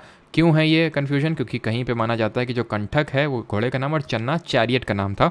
एज जो थी इनकी 29 थी, और इनका जन्म हुआ था 563 BC, या तो ऑप्शन में होगा, या 623 BC ऑप्शन में होगा, बिकॉज जो गवर्नमेंट की, यूपी गवर्नमेंट और यूनेस्को की ऑफिशियल वेबसाइट में जो दिया गया है दैट इज 623 BC।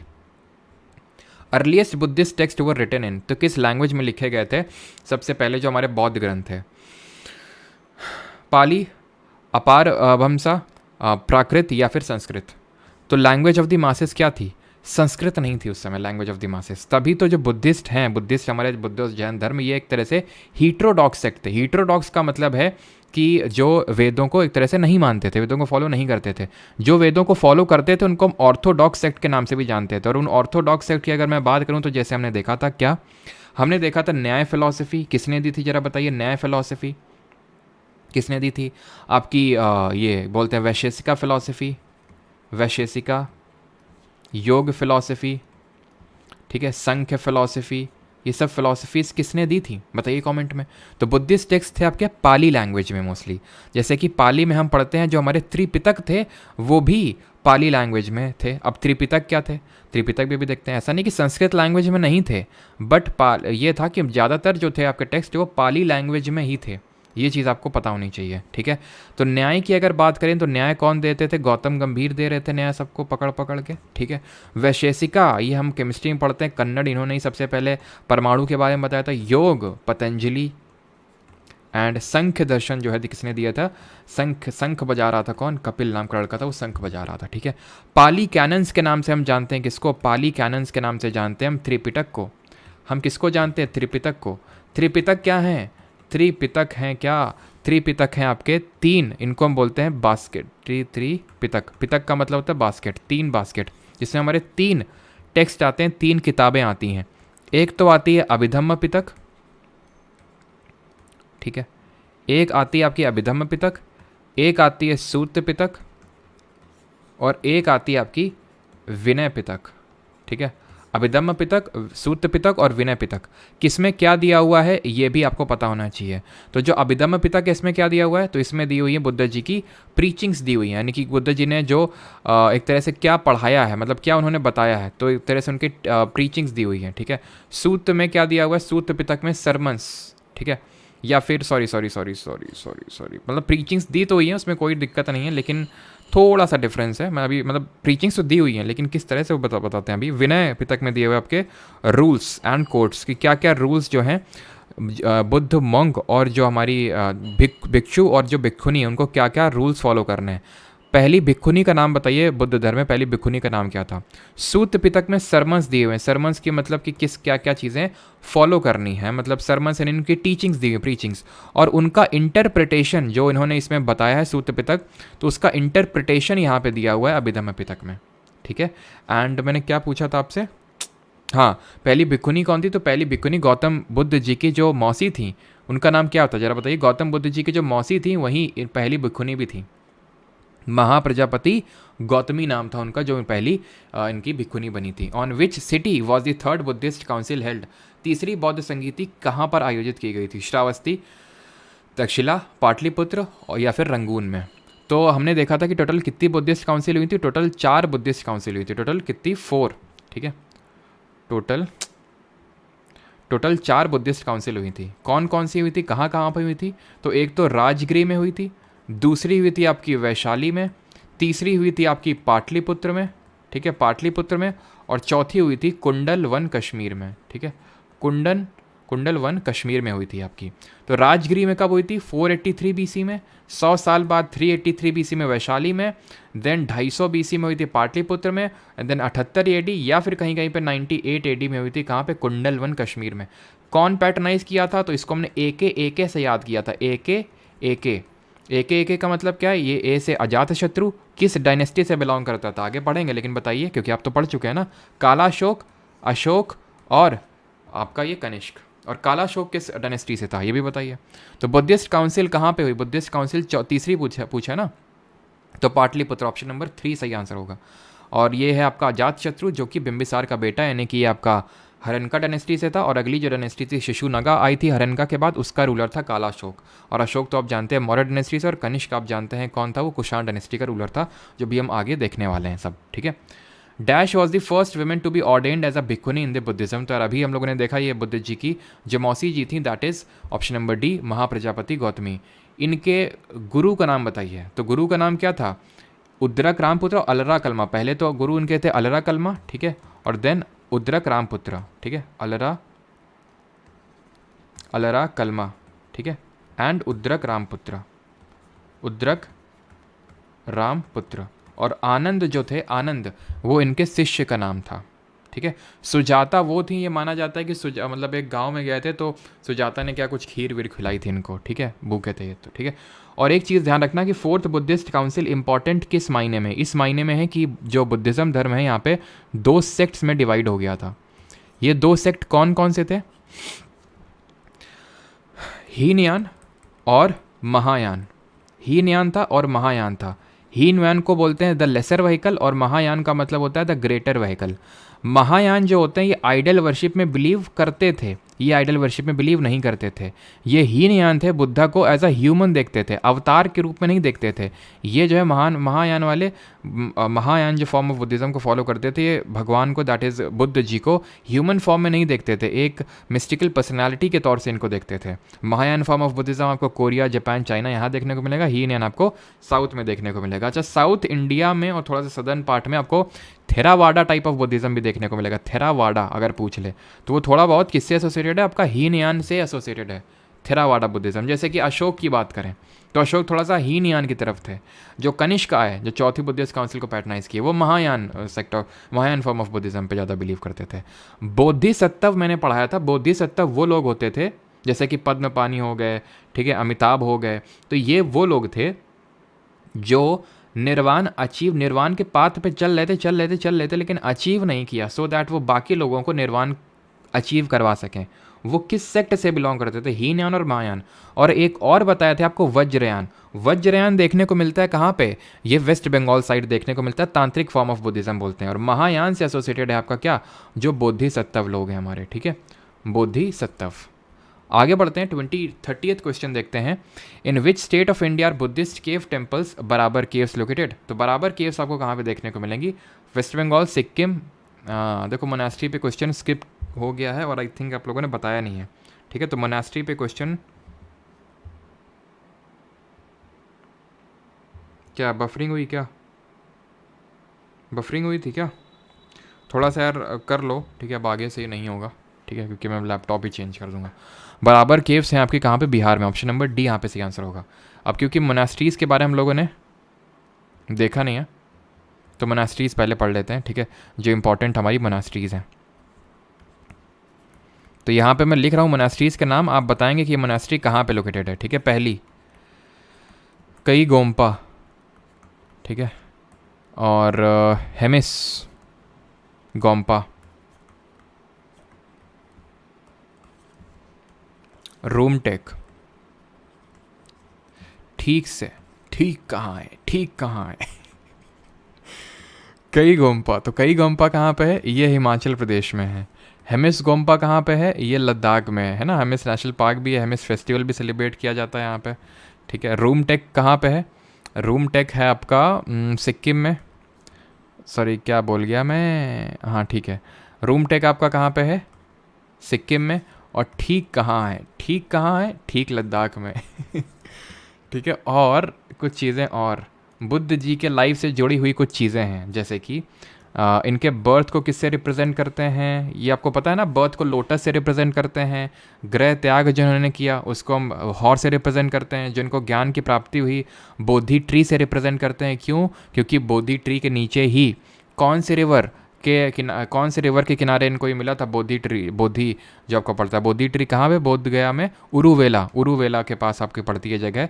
तो वहाँ पे बताइए किस नदी के किनारे इनको ये एनलाइटनमेंट मिली। पहला उपदेश जो उसको हम धर्मचक्र प्रवर्तन के नाम से जानते हैं, turning the wheel of law, and उसको हम व्हील से रिप्रेजेंट करते हैं, ठीक है। और जो गृह त्याग है उसको महाभिनिष्क्रमण बोलते हैं, गृह त्याग को महाभिनिष्क्रमण बोलते हैं। और जिन्होंने जो इनका डेथ हुआ उसको हम महापरिनिर्वाण बोलते हैं, और उसको हम स्तूपा से रिप्रेजेंट करते हैं, ठीक है। अच्छा, इसी में बुद्धा जी ने जो अपना पहला सरमन दिया था सारनाथ वाराणसी में, इसी में इन्होंने 4 फोल्ड वो जो हमारे 4 नोबल ट्रूथ हैं उसके बारे में बताया था। 4 नोबल ट्रूथ क्या होते हैं कि life is full of dukh, यानी कि life is full of suffering, यानी कि संसार दुखों से भरा हुआ है। There is a cause to this suffering, root cause, या फिर desire are the root cause of the suffering. दूसरा ये कि डिज़ायर जो इच्छाएं होती हैं वो रूट कॉज ऑफ सफरिंग है। तीसरा, there is an end to this cause this suffering, यानी कि एक रास्ता है जो जाता है आपकी सफरिंग को एंड, वो रास्ता है अष्टांगिका मार्ग। ये चौथा चीज़ है अष्टांगिका मार्ग, यानी 8 फोल्ड पाथ जिसको बोलते हैं, अष्टांगिका मार्ग। और ज़रा बताइए त्रिरत्न ऑफ बुद्धिज़्म में क्या क्या आता है, बुद्धिज़्म के त्रिरत्न में क्या क्या चीज़ें आती हैं। तो अष्टांगिका मार्ग क्या है आपका, जैसे कि right concentration, right mindfulness, right act, ये सारा, राइट मेडिटेशन, ये सारी चीज़ें दी हुई हैं इसमें। त्रिरत्न की अगर बात करें तो बुद्ध, उनका धर्म यानी धम्म, और संघ, ठीक है। तो जो बुद्धिस्ट मंक होते थे उनका जो संघ होता था उसको हम संघ बोलते थे, ठीक है। तो 4 नोबल ट्रूथ और अष्टांगिका मार्ग, दैट इज 8 फोल्ड पाथ, किससे एसोसिएटेड आपका, बुद्धिज्म धर्म से। अभी आते हैं क्वेश्चन नंबर 31 में। At the age of dash Mahavir left home and went to live in a forest. तो किस उम्र में इन्होंने छोड़ा था अपना घर, महावीर जी ने, जो कि 24वें तीर्थंकर थे। और टेक्स्ट वॉइस मिसमैचिंग, ऐसा हो रहा है क्या?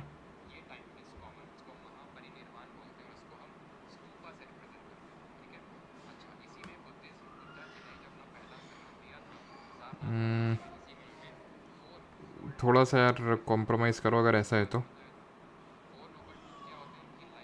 कुछ देर बाद टाइपिंग दिख रहा है, आगे से यार नहीं होगा, ठीक है। आगे से मैं अब इसको चेंज ही कर देने वाला हूँ। एक सेकंड में थोड़ा सा चार्जिंग में लगा के देखता हूँ, अगर चार्जिंग से कुछ इम्पैक्ट पड़ता है तो, ठीक है। एक सेकंड।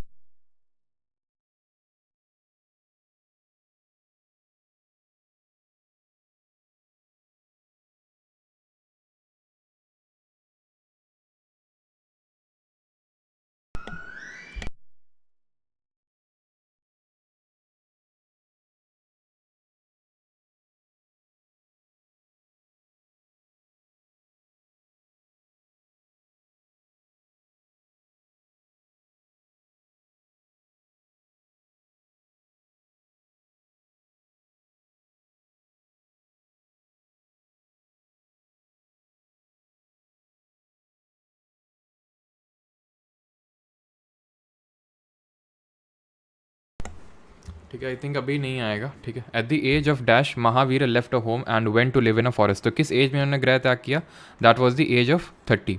29 में छोड़ा था गौतम बुद्ध ने, और 30 की उम्र में छोड़ा था किसने, महावीर ने। महावीर कौन है हमारे, 24th, दैट इज 24वें तीर्थंकर हैं ये, ठीक है। 24वें तीर्थंकर है जैनिज्म धर्म में। और ज़रा बताइए इनको किस सिंबल से रिप्रेजेंट करते हैं, इनका सिंबल क्या है। अगला क्वेश्चन हमारा question 32, according to Jain philosophy the term Jina refers to. तो जैन दर्शन के अनुसार जीना शब्द का क्या अर्थ है, लॉर्ड है, फ्री फ्रॉम फेटर्स है, वर्दी है, फिर द कॉन्करर। तो जीना का मतलब है जिसने कि सारी चीज़ें कॉन्कर कर ली हो, एक्वायर कर ली हो, उसको हम जीना बोलते हैं। And option number D would be the correct answer. जब मैंने आपसे पीछे पूछा तो सिंबल क्या होता है, इनका सिंबल होगा बुल। यार प्रॉब्लम तो आ रही है यार इसमें, ठीक है, एक सेकेंड रुको, थोड़ा सा एक सेकेंड रुकना है ना।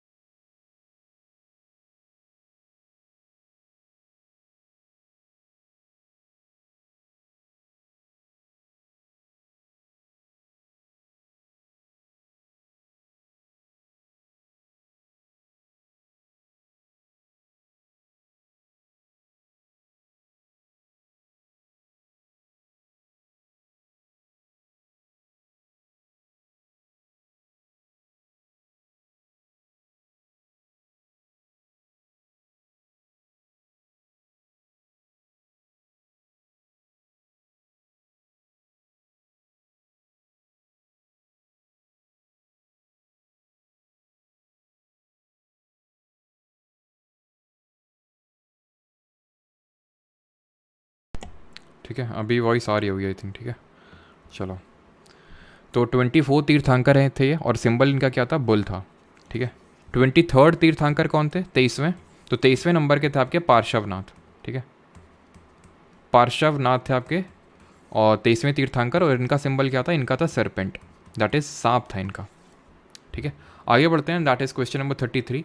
इन ancient times the area to the south of Ganga was known as. कुछ चीज़ें और देख लेते हैं यहाँ पे, जैसे कि यहाँ पे त्रिरत्न क्या होता है आपका, त्रिरत्न इन दी जैन धर्म में त्रिरत्न किसको बोलते हैं। एंड जैन धर्म जो महावीर जी सॉरी हाँ जो महावीर स्वामी जी हैं, अब इसमें यार काफ़ी क्वेश्चन नहीं है, 2-3 क्वेश्चन इसमें मिसिंग है, चलो मैं आपको करवा देता हूँ। एंड दैट इज़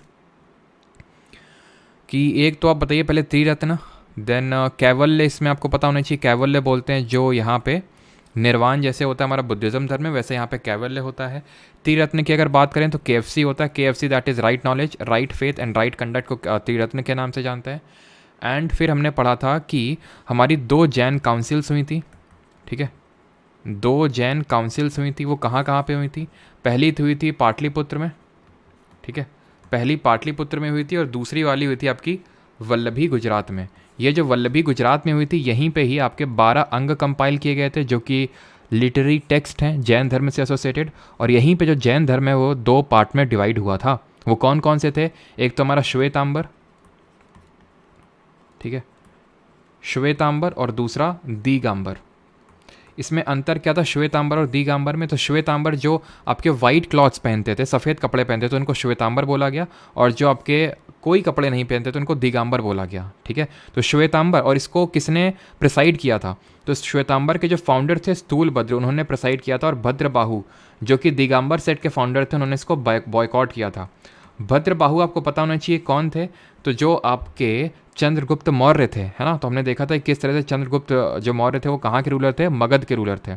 तो वो यहाँ पे गए थे साउथ इंडिया में, कर्नाटका में, श्रवणबेलगोला में, श्रवणबेलगोला कर्नाटका में इन्होंने अपने प्राण त्यागे थ्रू दी सल्ले खाना, ठीक है। एंड इसके बाद जो है इस पर्टिकुलर जो यहाँ पे सेक्ट गया था उसको लीड किया था किसने, भद्रबाहु ने, ठीक है। जब ध्यान रखना, ये तो अभी चंद्रगुप्त मौर्य की बात कर रहे थे, ठीक है। चलो हम वो चीज़ आगे देख लेंगे आजीविका सेक्ट के बारे में, ठीक है। चलो तो ये चीज़ क्लियर हो गई आपको कि कैवल्य क्या होता है, त्रिरत्न क्या होता है, 2 जैन काउंसिल्स के बारे में हम लोगों ने पढ़ लिया। आगे बढ़ते हैं। In ancient times the area to the south of the Ganga was known as. प्राचीन काल में गंगा के दक्षिण का क्षेत्र किस नाम से जाना जाता था, मगध, कौशल, अंग या फिर मत्स्य, ठीक है। अब ये थिंग सही होगा ना। चलो तो एंशियंट टाइम में south of the Ganga Magadh बोलते थे, कौशल, अंग या फिर मत्स्य। तो अब हम एंटर कर चुके हैं, थोड़ा सा पानी पी लेने दो है ना, बस एक घूंट, है ना। मुझे पता थोड़ा सा आज डिस्टर्बेंस तो क्लास में हुआ है बीच बीच में, उसके लिए माफ़ी चाहता हूँ।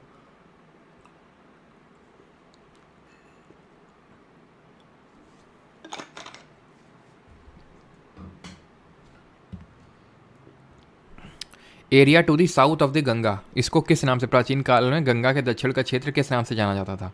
इसको बोलते थे मगध। ठीक है, ऑप्शन नंबर ए यहाँ पे सही आंसर होगा। ये हैं क्या हमारे? ये हैं सर महाजनपद। महाजनपद क्या है? तो लेटर वैदिक एज में हमने देखा था कि किस तरह से लेटर वैदिक एज आते आते तक, अब हमने एक चीज़ नहीं देखी यार, अर्ली वैदिक एज और लेटर वैदिक एज में थोड़े से डिफरेंसेस तो हमें पता होने चाहिए। अर्ली और लेटर के बीच में क्या क्या डिफरेंसेस हैं? तो जैसे अर्ली वैदिक एज में हमने देखा था, अभी ठीक है आई थिंक चल रहा है ना, हमने देखा था सभा, हमने देखा था समिति, हमने देखा था विदट, देखा था। एक तो ये चीज़ देखी थी। सभा क्या होती थी? ये जो लर्नेड ब्राह्मण्स हुआ करते थे, जो लर्नेड यानी फ्यू सिलेक्टेड लोग होते थे, उनकी असेंबली हुआ करती थी। समिति कॉमन पीपल की असेंबली हुआ करती थी, जिसमें कि सभी लोग हिस्सा ले रहे हैं, कॉमन पीपल हिस्सा ले रहा है। विदट की अगर बात करें तो विदट थी ये एक रिलीजियस या फिर आप इसको मिलिट्री असेंबली के नाम से बोल सकते हैं विदट को। ये विदट यहाँ पे ख़त्म हो गई थी। सभा में विमेंस को अलाउ नहीं किया गया था लेटर वैदिक एज में। अर्ली वैदिक एज में क्या था? लेटर वैदिक एज आते आते तक आयरन की डिस्कवरी हो चुकी थी। जो हड़प्पन सिविलाइजेशन के लोग थे उनको आयरन के बारे में नहीं पता था, लेकिन लेटर वैदिक एज के जो लोग थे उनको आयरन के बारे में पता लग चुका था। अर्ली वैदिक एज में खासकर जो काऊ होती थी वो बहुत ही पायस, बहुत ही पवित्र मानी जाती थी और वेल्थ डिसाइडर मानी जाती थी। काऊ को हम किस नाम से जानते थे ये आप कमेंट में बताएंगे। बाकी काऊ के लिए बैटल जो होता था उसको किस नाम से जानते थे, और वेल्थ डिसाइडर होता था जिसके पास सबसे ज़्यादा वेल्थ होती थी उसको किस नाम से जानते थे? तो बैटल होता था आपका गविष्ठी, गविष्ठी होता था बैटल फॉर द काउस, और गौमत बोलते थे जिसके पास बहुत सारी गायें होती थी, और काऊ को अघन्य, अघन्य का मतलब होता है that not to be killed, जिसको मतलब मारना नहीं होता है, और गाय को मारना सबसे बड़ा पाप होता था। ठीक है, तो ये चीज़ हमें पता होनी चाहिए। एंड लेटर वैदिक वैसे अगर हम बात करें, जो आपके हड़प्पन सिविलाइजेशन वाले थे वो भी कहीं ना कहीं थोड़ा बहुत एग्रीकल्चर प्रैक्टिस कर रहे थे, बिकॉज हमें प्लॉट फील्ड मिली थी, लेकिन उतना ढंग से नहीं कर पा रहे थे। रीज़न क्योंकि जो प्लॉशर मिला भी था काली बंगाल से, टेराकोटा का बना हुआ था, एक तरह से मिट्टी का बना हुआ था, लेकिन क्योंकि आयरन के बारे में अभी तक नहीं पता चला था ना इन लोगों को, हड़प्पन वालों को। सोने वगैरह के बारे में पता था, गोल्ड के बारे में, लेकिन आयरन के बारे में नहीं। और आयरन के बारे में कहाँ पे पता चला कि लेटर वैदिक एज में। तो लेटर वैदिक एज जो है, अभी ये लोग एक तरह से पैस्टोरल कम्युनिटी थे मेनली, ये पैस्टोरल कम्युनिटी थे। ठीक है, और हड़प्पन से इनका कोई लिंकेज नहीं था। ऐसा नहीं कि हड़प्पा वाले लोग ही बाद में बन गए। मैंने आपको बताया था ये आपके आए थे सेंट्रल एशिया से, मध्य एशिया से भारत में आए थे ये। ठीक है, तो ये पैस्टोरल कम्युनिटी थे ये अर्ली वैदिक एज वाले। और लेटर वैदिक एज आते आते तक क्या हो गए, ये आपके मेनली एग्रीकल्चर, बिकॉज आयरन की डिस्कवरी हो चुकी थी। तो यही जो है अब धीरे धीरे क्या है, जनपद में तब्दील हुए, और यही जो है महाजनपद बन गए आपके। जरा बताइए कॉमेंट में कि कौन सा बुद्धिस्ट टेक्स्ट है जिसमें महाजनपद के बारे में मैंशनड है। Dash in Bihar was the capital of Magadh for several years, later the capital was shifted to Pataliputra. काफ़ी साल तक आपकी कैपिटल रही मगध की ये, और फिर वो पाटलिपुत्र में शिफ्ट हो गई। अभी तो ठीक चल रहा होगा ना? हाँ सर प्लीज़ बता दो रिवीजन कैसे करूं कि कोई भी सब्जेक्ट हो ताकि बहुत दिनों तक याद रहे। अच्छा बताते हैं आखिर में। ठीक है, तो सही आंसर क्या होगा? पहले राजगिरी थी, देन शिफ्ट हो गया पाटलिपुत्र। और किसने शिफ्ट करी थी, किसने शिफ्ट करी थी? तो सर मगध में अगर हम बात करें, मगध सबसे पावरफुल महाजनपद के रूप में एमर्ज हुआ था। 16 महाजनपद थे, 16 महाजनपद, जो किस बुद्धिस्ट टेक्स्ट में मेंशन थे? अंगुत्तर निकाय में मेंशन थे। ये किस में? अंगुत्तर निकाय में मेंशन थे, जितने भी हमारे ये 16 महाजनपद है। भगवती सूत्र में भी कुछ महाजनपद मेंशन थे जो जैन टेक्स्ट है। ठीक है, और आपका जो हमने पढ़ा था अष्टध्यायी की जो पनिनी थी, जो कि संस्कृत ग्रामर का एक टेक्स्ट है, पनिनी। ठीक है, पनिनी की जो अष्टध्यायी है, ठीक है, अष्टध्यायी, इसमें भी कुछ 40 जनपद मेंशन है, महाजनपद नहीं जनपद। तो मगध सबसे पावरफुल था। रीज़न उसके ये थे कि ये की जो कैपिटल थी राजगिरी, वो 5 हिल से सराउंडेड थी। पाटलिपुत्र जो थी वो गंगा और सोन के कॉन्फ्लुएंस में थी। तो ये जो मगध है इसकी लोकेशन बड़ी अच्छी थी। एलिफेंट इन लोगों के पास बहुत सारे थे, ऐसी लोकेशन पे थे, बहुत सारे इनके पास वो थे। इसमें बहुत सारी डायनेस्टीज़ का रूल रहा। सबसे पहले तो इसमें जो डायनेस्टी आई वो डायनेस्टी का नाम था हरनका डायनेस्टी। सबसे जो पहला वंशज आया इसमें, जिसके पहले रूलर थे बिंबिसार। ठीक है, बिंदुसार नहीं, बिंबिसार थे। ठीक है, बिंबिसार के रिगार्डिंग हमने ये पढ़ा था कि बिंबिसार ने एक एक फिजिशियन सेंड किया था जिसका नाम जे से स्टार्ट होता है, जरा बताइए। अवंती के राजा जो थे उनके पास, ठीक है, उनको बिकॉज उनको जॉन्डिस हो गया था।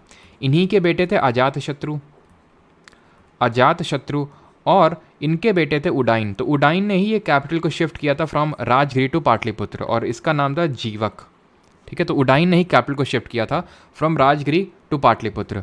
लुम्बिनी नेपाल में किसका जन्म हुआ था? गौतम बुद्ध का जन्म हुआ था लुम्बिनी नेपाल में। अच्छा, महावीर का जन्म कहाँ पे हुआ था? महावीर जो हमारे लॉर्ड महावीर थे उनका जन्म कहाँ पे हुआ था? तो महावीर जी का जन्म हुआ था कहाँ पे? ये इनका जन्म हुआ था, कहाँ पे हुआ था? अरे कौन सी जगह थी यार वो? पावा में तो इन्होंने पहला सरमन दिया था, ठीक है। पावापुरी में इनकी डेथ हुई थी।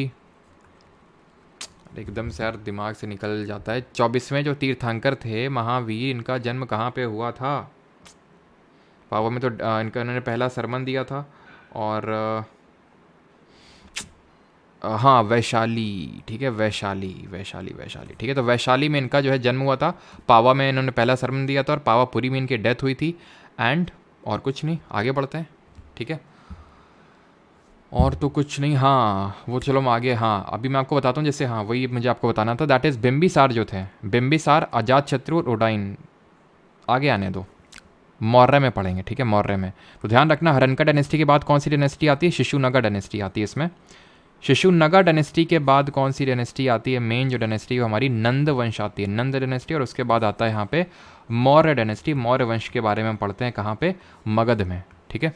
आगे बढ़ते हैं और अगला क्वेश्चन है, that is rulers of mahajanapada in ancient India collected taxes on crops at the rate of dash of what was produced. तो कितना टैक्स लगता था? तो यहाँ पे हमने कितने टाइप के टैक्स पढ़े थे? तो यहाँ हमने भाग भी पढ़ा था, यहाँ हमने भोग भी पढ़ा था, यहाँ हमने बाली भी पढ़ा था। ये सारे टाइप ऑफ टैक्सेस हमने पढ़े थे जो मौर्यास के टाइम पे लगते थे, रूलर्स ऑफ महाजनपद लगाते थे, ठीक है। मौर्य एक डायनेस्टी का नाम है जो कि मगध पे रूल कर रही थी, ठीक है, इसका ध्यान रखिएगा। तो ये 1/6 लगता था। और ये क्या होता था? इसी को बोलते थे भाग, ठीक है, इसी को बोलते थे भाग। यूजुअली 1/6 ऑफ द प्रोड्यूस लगता था। अगला है हमारा, और जो बाली होती थी दैट वाज, ये भोग जो है ये आपका एक तरह से फ्रूट्स वगैरह ये सब राजा को चढ़ाने होते थे। और बाली होती थी पहले एक वॉलेंट्री ऑफरिंग हुआ करती थी, बाद में आपकी ये इस टाइम पे जैसे अर्ली वैदिक एज से ये स्टार्ट हुई थी वॉलेंट्री ऑफरिंग के तौर पे। लेटर वैदिक एज में कंपलसरी हो गई थी, मैंडेटरी हो गई थी। और महाजनपद के टाइम पे अगेन वॉलेंट्री, एंड गुप्तास के टाइम पे देखेंगे अगेन मैंडेटरी हो जाती है ये। 35th क्वेश्चन है, which of the following was the capital of mahajanapada Gandhara in 6th century BC। तो महाजनपद हमने देखे थे 16 महाजनपद कहाँ पे लोकेटेड हैं और इनकी कैपिटल भी हम लोगों ने याद करी थी। जैसे मथुरा, तो मथुरा हमने क्या याद किया था भाई? मथुरा हम किससे एसोसिएट करते हैं? भगवान कृष्ण से एसोसिएट करते हैं कि भगवान कृष्ण की नगरी मानी जाती है मथुरा। तो हमने देखा था कि भाई सुर, अपनी फ्लूट से सुर निकाल रहे थे भगवान कृष्ण, तो सुरसेन। तक्षशिला है ना, तक्ष से क्या आ रही थी? गंध आ रही थी, इस तरह से हमने याद किया था, ऑप्शन नंबर सी। तो हमने जो 16 महाजनपद देखे थे उसमें हमने देखा था जो गंधार था वो कहाँ पे था? वो आपका यहाँ पे था, नॉर्थ वेस्टर्न साइड में था। अभी दिखा, आई थिंक मैप तो नहीं है, लेकिन हाँ आपके नॉर्थ वेस्टर्न साइड में था, ठीक है। एंड तक्षशिला यूनिवर्सिटी भी यहाँ पे हमें एक यूनिवर्सिटी देखने को मिलती प्रेजेंट डे पाकिस्तान में, जिसको भरत ने बनवाया था। एंड वाराणसी, बाकी सारी हम कैपिटल देख लेते हैं। तो अंग की चंपा है जो कि हमने देखा था मगध के यहाँ पे थी, वेस्टर्न मतलब ईस्टर्न साइड में थी, यानी वेस्ट बंगाल और जो प्रेजेंट डे वेस्ट बंगाल है वहाँ पे देखने को मिलेगा, ठीक है, मुंगेर और भागलपुर वाले रीजन में। मगध की अगर बात करें तो राजगिरी पहले कैपिटल थी, देन पाटलिपुत्र शिफ्ट हुई। काशी की कैपिटल काशी थी। वत्स कौशाम्बी, तो हमने किस तरह से याद किया था कि हे वत्स तुम्हें रोज मौसम्बी का जूस पीना है, ठीक है, कौसाम्बी मौसम्बी। कौशल श्रावस्ती, इसको हमने कैसे याद किया था? कौशलपुर राजा। कौशलपुर राजा किसको बोलते हैं? भगवान राम को बोलते हैं। तो श्रावस्ती और बाद में अयोध्या भी, ठीक है, अयोध्या। मथुरा हमने किस तरह से पढ़ा था? सुरसेन, ठीक है। पंचाल, ऐचित्य या फिर काम्पिल्य। कुरु, तो भाई इंद्र जी प्रस्थान करते हैं कहाँ पे? कुरुक्षेत्र में, जहाँ पे युद्ध होता है। विराट जी अपनी विराट कोहली माता का बड़ा ध्यान रखते हैं, इस तरह से याद किया था। छेदी बंदा अच्छा है। अवंती, उज्जैन या फिर महिष्मती, ठीक है। एंड महिष्मती मैंने आपको एक डायनेस्टी पढ़ाई थी कल, पोस्ट गुप्ता राजा में आपको पढ़ा रहा था, तो एक डायनेस्टी पढ़ाई थी, बताइए वो कौन सी डायनेस्टी, क्या उस डायनेस्टी का नाम क्या था? गंधार, तक्षशिला, कंबोज, पूंछ। कंबोज जो है ना, कंबोज भी गंधार के पास ही देखने को मिलेगी। दोनों गंधार और कंबोज पास पास में ही है, ठीक है, नॉर्थ वेस्टर्न साइड में। वो राजौरी और हजरा यानी जो कश्मीर वाला साइड है। तो ऐसे इसको कैसे याद किया था हम लोगों ने कि कम पूछा कर, कम पूछा, ठीक है। तो कंबोज और पूछा, ठीक है। अस्मक या फिर अस्सक, ये आपको प्रेजेंट डे महाराष्ट्र वाले रीजन में देखने को मिलेगी, बैंक ऑफ गोदावरी। और इसकी कैपिटल थी प्रतिष्ठान या फिर पैठान। वज्जी की कैपिटल थी वैशाली और मल्ला की थी कुशीनारा या फिर कुशीनगर। तो हमने इस तरह से याद किया था कि भाई माल मतलब रिसीव करना है कहाँ पे, कुशीनारा है फिर कुशीनगर में, इस तरह से याद कर सकते हैं हम, ठीक है। तो यहाँ पे सही आंसर क्या हो जाएगा, तक्षशिला, ठीक है। अभी तो बफरिंग वफरिंग का प्रॉब्लम नहीं होगा ना, आई थिंक।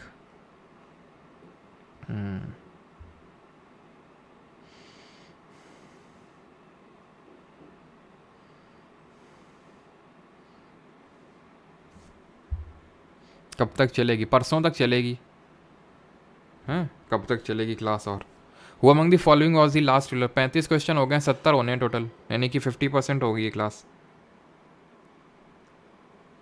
चलो, तो who among the following was the last ruler of the Nand dynasty, निम्नलिखित में से कौन सा नंद वंश का अंतिम शासक था। तो अभी मैंने आपको बताया कि किस तरह से हमारी यहाँ पे कौन कौन सी डायनेस्टीज रूल कर रही थी। हमारी यहाँ पे डायनेस्टी जो रूल कर रही थी वो सबसे पहले हरनका डायनेस्टी आई थी, बिम्बिसार, अजातशत्रु और उडाइन।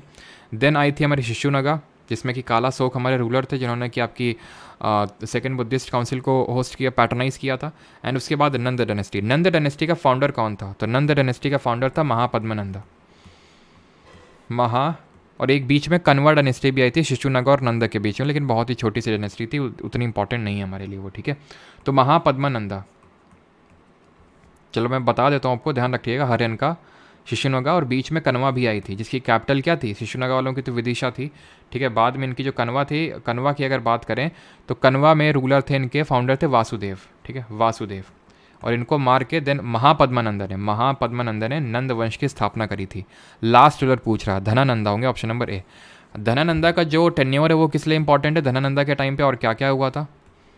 तो धनानंद जो है लास्ट रूलर थे, इनके टाइम पे ये हुआ था कि अलेक्जेंडर द ग्रेट ने इंडिया पर अटैक किया था। इंडिया पे पूरी तरह से तो अटैक नहीं किया था, वेस्टर्न फ्रंट पर अटैक किया था। किसके साथ, कौन सा बैटल लड़ा था, ये आप कमेंट में आप बताएंगे। तो इन्होंने लड़ा था बैटल ऑफ हिडाप्सिस,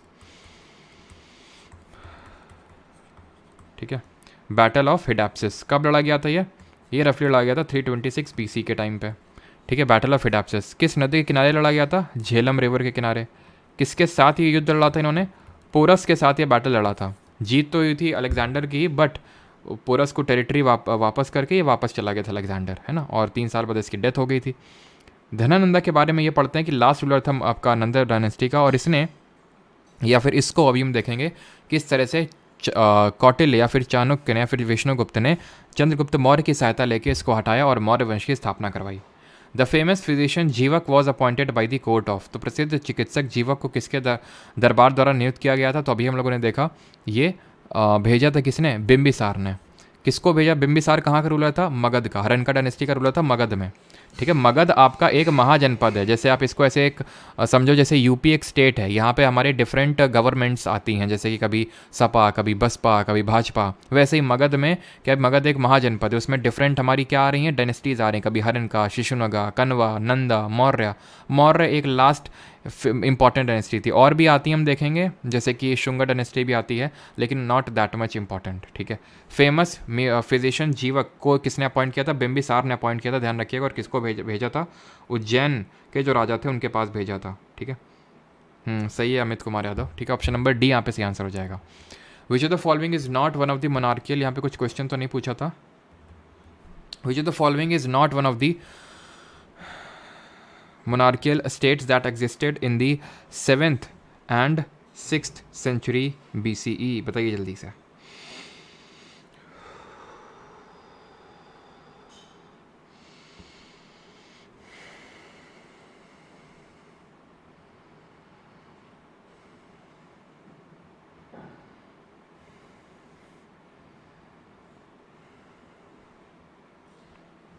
चलिए, तो ऑप्शन क्या आपके, मगध हैं, वैशाली, अवंती और कौशल है। तो मैंने आपको बताया था कि यहाँ पे मोनार्कियल थे और रिपब्लिक थे जनपद। जो जनपद थे वो मोनार्कियल भी थे, रिपब्लिक भी थे।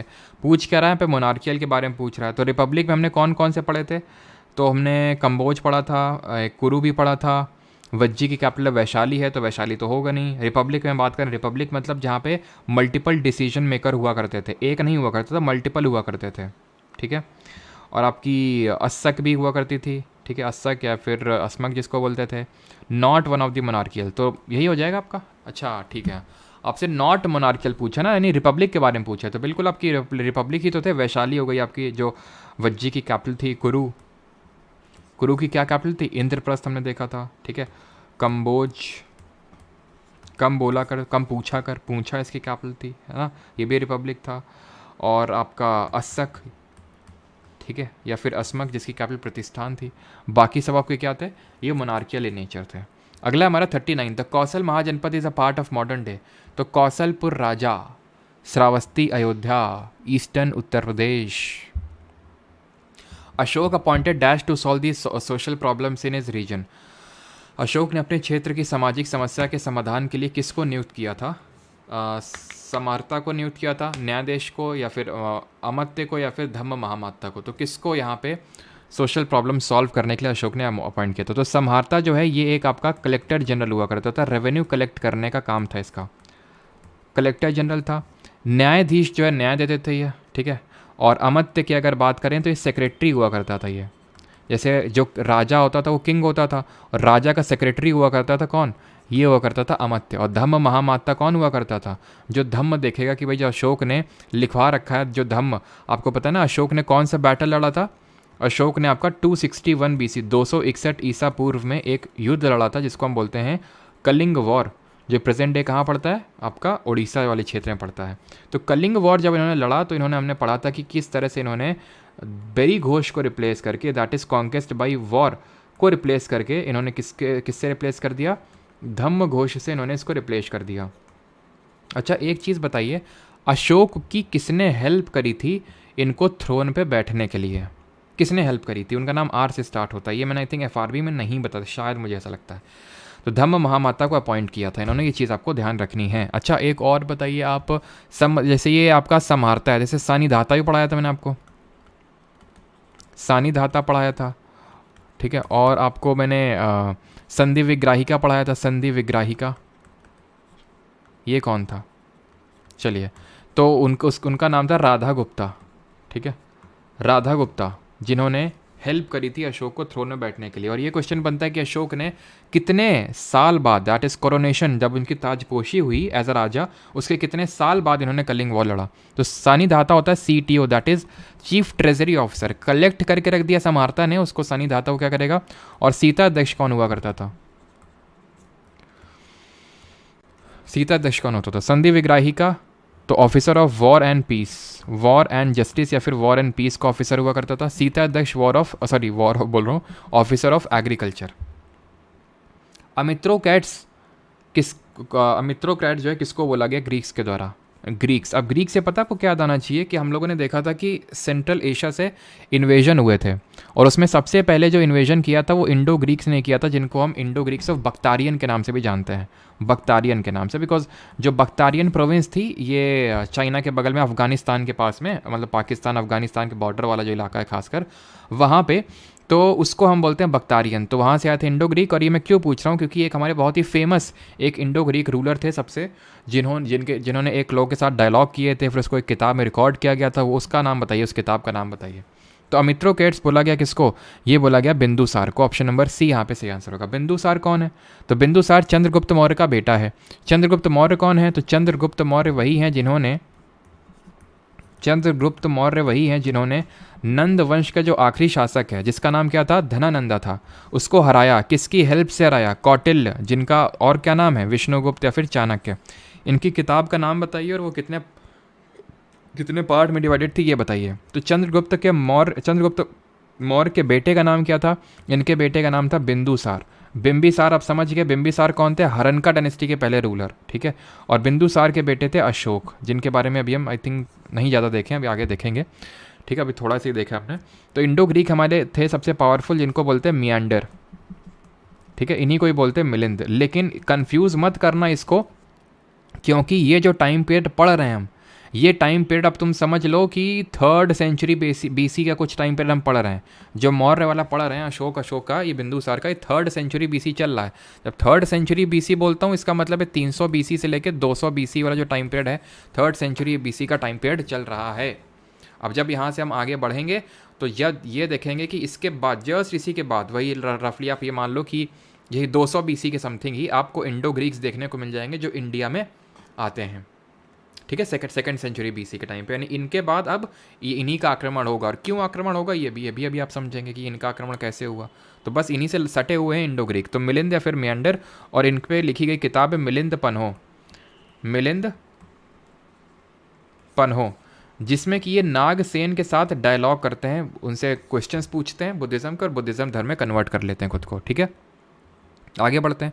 तो कौटिल्य ने लिखी थी अर्थशास्त्र, जो कि आपके 15 पार्ट्स में डिवाइडेड थी ये किताब। ठीक है, 15 पार्ट्स में, 15 भागों में। Which of the following statements is correct, इनमें से कौन सा स्टेटमेंट सही है ये आपको बताना है। Most of the Ashokan inscriptions were written in the Brahmi script and the many of the Chanakya's ideas were written down in a book called as Arthashastra. चलो, बिल्कुल मियंडर सबका सही है। Most of Ashoka's inscriptions were written in Brahmi script, तो ज़्यादातर ब्रह्मी स्क्रिप्ट में लिखे हुए थे। अब इंस्क्रिप्शंस की जब हम बात करते हैं फिर रॉक एडिक्ट्स, सबसे पहले डिसाइफर किसने किया था अशोका के इंस्क्रिप्शंस को, किसने सबसे पहले पता लगाया था, वो कौन था। तो हमने देखा था 3 लैंग्वेज और 4 स्क्रिप्ट यूज़ हुई हैं। 3 लैंग्वेज कौन सी हैं, एक तो प्राकृत है, और कौन सी है, और आपकी ये क्या बोलते हैं, एक तो अरामिक है और एक ग्रीक है। ठीक है, अरामिक है और ग्रीक है, ये 3 लैंग्वेज। उसमें से सबसे ज़्यादा लैंग्वेज ये यूज़ हुई है। इसमें 2 स्क्रिप्ट थी, एक ब्रह्मी और एक खरोष्ठी, और उसमें से सबसे ज़्यादा ब्रह्मी यूज़ हुई है। खरोष्ठी थोड़ा सा नॉर्थ वेस्टर्न साइड में यूज़ हुई है Kharoshthi script. Aramaic script, Greek script, तो ब्रह्मी सबसे ज़्यादा यूज़ हुई है। तो आंसर यहाँ पे सही आंसर क्या हो जाएगा, ये सही हो जाएगा आपका statement. Many of Chanakya's idea were written down in a book called as Arthashastra, जिसमें कि इन्होंने सप्तांग थ्योरी दी है इसमें, है ना, सप्तांग थ्योरी के बारे में भी इन्होंने बात कही है।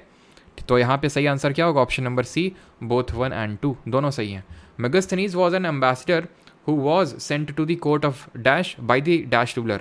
मेगस्थनीज को किसके पास भेजा था, तो मेगस्थनीज को भेजा था इसने, क्या नाम है इसका नाम है सेलिकस निकेटर।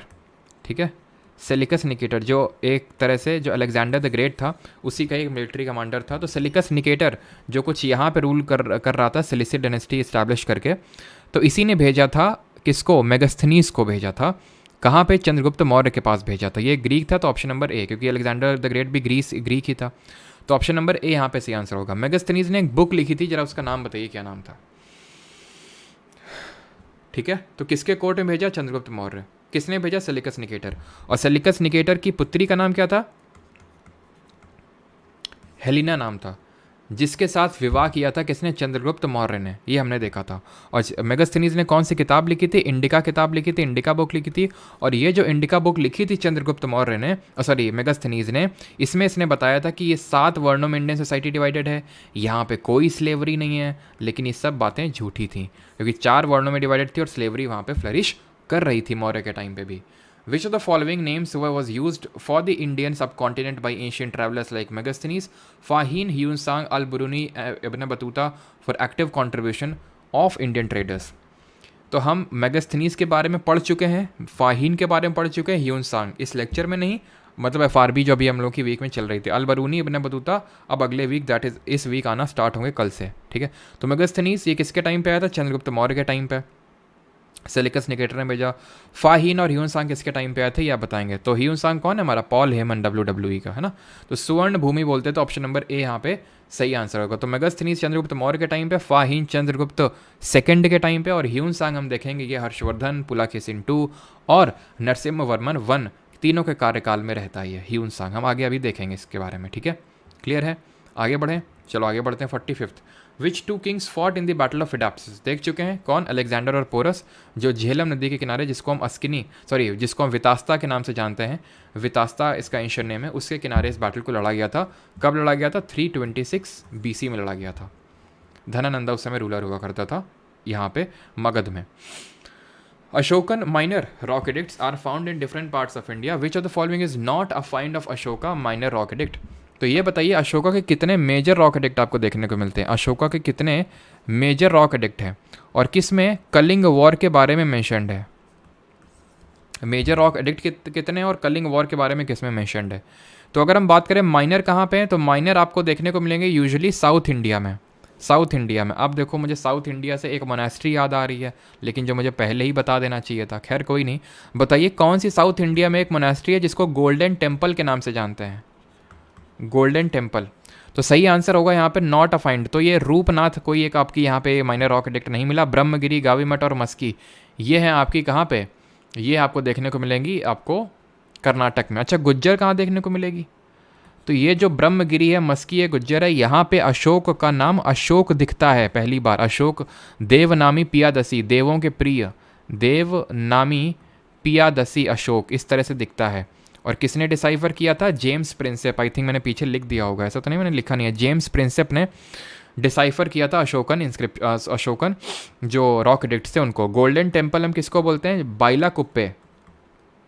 बाइलाकुप्पे में पड़ती है एक मोनेस्ट्री। बाइलाकुप्पे कहाँ है, कर्नाटका में ही पड़ती है आपकी name drooling. Name drooling monastery है, नेम ड्रोलिंग, जो कि बाइलाकुप्पे कर्नाटक में, वहाँ पे ये मोनेस्ट्री है जिसको गोल्डन टेम्पल के नाम से जाना जाता है। गुज्जर आपका कहाँ पड़ता है, गुज्जर माइनर रॉक एडिक्ट है, ये Madhya Pradesh that is MP में पड़ता है आपका, ठीक है। एंड मेजर रॉक एडिक्ट कौन सा, मेजर रॉक एडिक्ट हैं कितने, 14 टोटल। कलिंग वॉर के बारे में मैंशन है 13th वाले में, 13वें वाले में। व्हाट वाज द नेम, और ये कब लड़ा था कलिंग वॉर, ये तो आपको पता होगा 261 BC में। What was the name of the king Ashoka's daughter whom he appointed to carry out the duties of the Buddhist of a Buddhist missionary. Name ड्रोलिंग सही है, अजय, समीर, दीक्षा, राधा रानी, अपूर्वा। चलो, तो what was the name of the king Ashoka's daughter, तो इनकी बेटी का नाम क्या था, पद्मावती नहीं, ये तो हम आगे देखेंगे अब कल से मेडिवल हिस्ट्री में आएंगे। चारुमती नहीं, असंमित्रा नहीं, संगमित्रा। इनके बेटे का नाम क्या था, महेंद्र इनके बेटे का नाम था, ठीक है। एंड अशोकन इंस्क्रिप्शन में श्रीलंका को क्या लिखा गया, कोई बताएगा। श्रीलंका को अशोकन इंस्क्रिप्शन में, जैसे कि मैंने बताया था, चेरास को केरल पुत्रा के नाम से लिखा गया, पांड्या और चोला को पांड्या चोला नाम से लिखा गया, और श्रीलंका को किस नाम से लिखा गया, टी से नाम स्टार्ट होता है, बताइए जरा। A type of court called Kantakashodhana was presented in the dash empire, तो ये कहाँ, sorry, was present in the dash empire, तो कंटकशोधन न्यायालय कहाँ पे देखने को मिलेगा आपको, बताइए। कुषाण में, मौर्य में, चोला में, फिर राष्ट्रकूटा में। तो ये आपको मौर्य वंश में देखने को मिलेगा कंटकशोधन न्यायालय। ये क्या होता था कंटकशोधन न्यायालय, तो दो तरह के न्यायालय होते थे। एक तो धर्मस्थ्य न्यायालय जो कि सिविल केसेस देखता था, मैंने आपको बताया था धर्मस्थ्य न्यायालय ये सिविल केसेस देखता था। और इसको कौन लीड करता था, इसको व्यवहारिका लीड करता था, व्यवहारिका इसको लीड करते थे। और जो कंटकशोधन न्यायालय होता था उसको प्रदेष्टा लीड करते थे, प्रदेष्टा लीड करते थे, ठीक। और यहाँ पे ताम्र पानी बोलते थे। कितने लोगों का सही आंसर आया है, अभी तक तो नहीं आया है, हो सकता है उसमें डिफरेंस चल रहा हो मेरी वॉइस और इसमें ना। ताम्र पानी, ठीक है, यहाँ पे मैंने पी गलती से लगा दिया, ताम्र पानी, ठीक है। चलो, सीलोन सीलोन सीलोन सीलोन, ठीक है। सीलोन तो बोलते थे यार, सीलोन बोलते थे श्रीलंका को, लेकिन मैंने बोला है कुछ इंस्क्रिप्शंस में किस नाम से उनको लिखा गया था, तो ताम्र पानी, ठीक है, ध्यान रखिएगा। सीलोन सही है, पुराना नाम है, लेकिन ताम्र पानी भी ध्यान रखिएगा। सीताध्यक्ष कौन होते थे, तो सीताध्यक्ष हमने अभी, मैंने आपको अभी बताया था, ये एग्रीकल्चर वगैरह देखते थे सीताध्यक्ष, ठीक है। अच्छा, और भी आप बताओ। सीताध्यक्ष देख लिया। अच्छा ये बताओ, अकाउंट कौन मेंटेन करता था, अकाउंटेंट जनरल कौन होता था, अकाउंटेंट जनरल कौन हुआ करता था। और संस्थाध्यक्ष कौन होता था। और कुमार अमात्य तो मैंने बता दिया था ना, कुमार अमात्य कौन होता था, कुमार अमात्य कौन होता था बताओ, कुमार अमात्य कौन होता था, कुमार अमात्य। तो अकाउंट कौन देखता था, गोपा देखता था, ठीक है। अकाउंटेंट जनरल कौन होता था, अक्षय पटल, अक्षय पटल होते थे अकाउंट। कुमार अमात्य कौन होते थे, प्रोविंशियल हेड होते थे, ये प्रोविंसेस के हेड होते थे Kumar Amatya. Who among the following was the last modern ruler and was killed by his commander in chief, कौन लास्ट मॉडर्न रूलर था जिसको उसके ही कमांडर इन चीफ ने मार दिया था, तो ये थे बृहद्रथ। किसने मारा था, क्या नाम था उनका जरा बताइए। पी से नाम स्टार्ट होता है, क्या नाम था, पुष्यमित्र सुंग नाम था। और इन्होंने मार के किस वंश की स्थापना करी, सुंग वंश की स्थापना करी, है ना। यहाँ से इन्होंने किसकी स्थापना करी, सुंग डायनेस्टी की एस्टैब्लिशमेंट करी पुष्यमित्र सुंग ने। अब पुष्यमित्र सुंग के बारे में हमने क्या पढ़ा था कि इन्हीं के कंटेम्प्रेरी थे पतंजलि, जिन्होंने कौन सी किताब लिखी थी जरा बताएंगे। और इन्हीं के बेटे थे आपके अग्निमित्र, और ये ब्राह्मणिज्म को फॉलो करते थे, ठीक है। और अग्निमित्र ही जो है ये मेन एक वो लिखी थी किताब किसने, हमारे कालिदास जी ने, जिनका क्या नाम था, मालविका अग्निमित्र। तो मेन हीरो थे उस, जिसमें वो दिखाया गया था किस तरह से मालविका और अग्निमित्र की लव स्टोरी को वहाँ पे दिखाया गया था। तो पतंजलि ने आपकी लिखी थी महाभाष्य, ठीक है, महाभाष्य जो है ये पतंजलि ने लिखी थी, और मालविका अग्निमित्र जो है वो कालिदास जी ने लिखी थी। ठीक है, आगे बढ़ते हैं। Which the following statement is correct with respect to the Shaka dynasty. तो यहाँ पे 50 क्वेश्चन हम लोग के ख़त्म हो चुके हैं। अब आखिरी के आते हैं 20 क्वेश्चन में। तो भाई कितना हम लोगों ने कब स्टार्ट किया था, 9:45 पे स्टार्ट किया था, यानी रफली 2 घंटे होने को आए हैं, यानी कि आई थिंक मुझे लगता है 2.5 घंटे में ख़त्म हो जाएगा।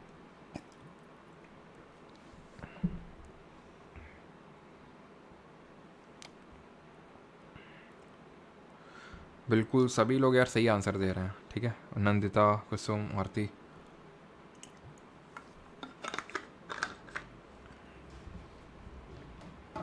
चलिए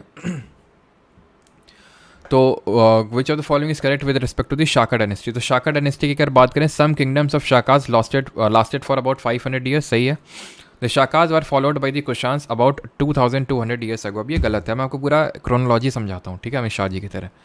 तो मैंने अभी आपको बताया कि किस तरह से ये जो हम मौर्य और ये सब पढ़ रहे हैं, ये सब कौन सा टाइम चल रहा है।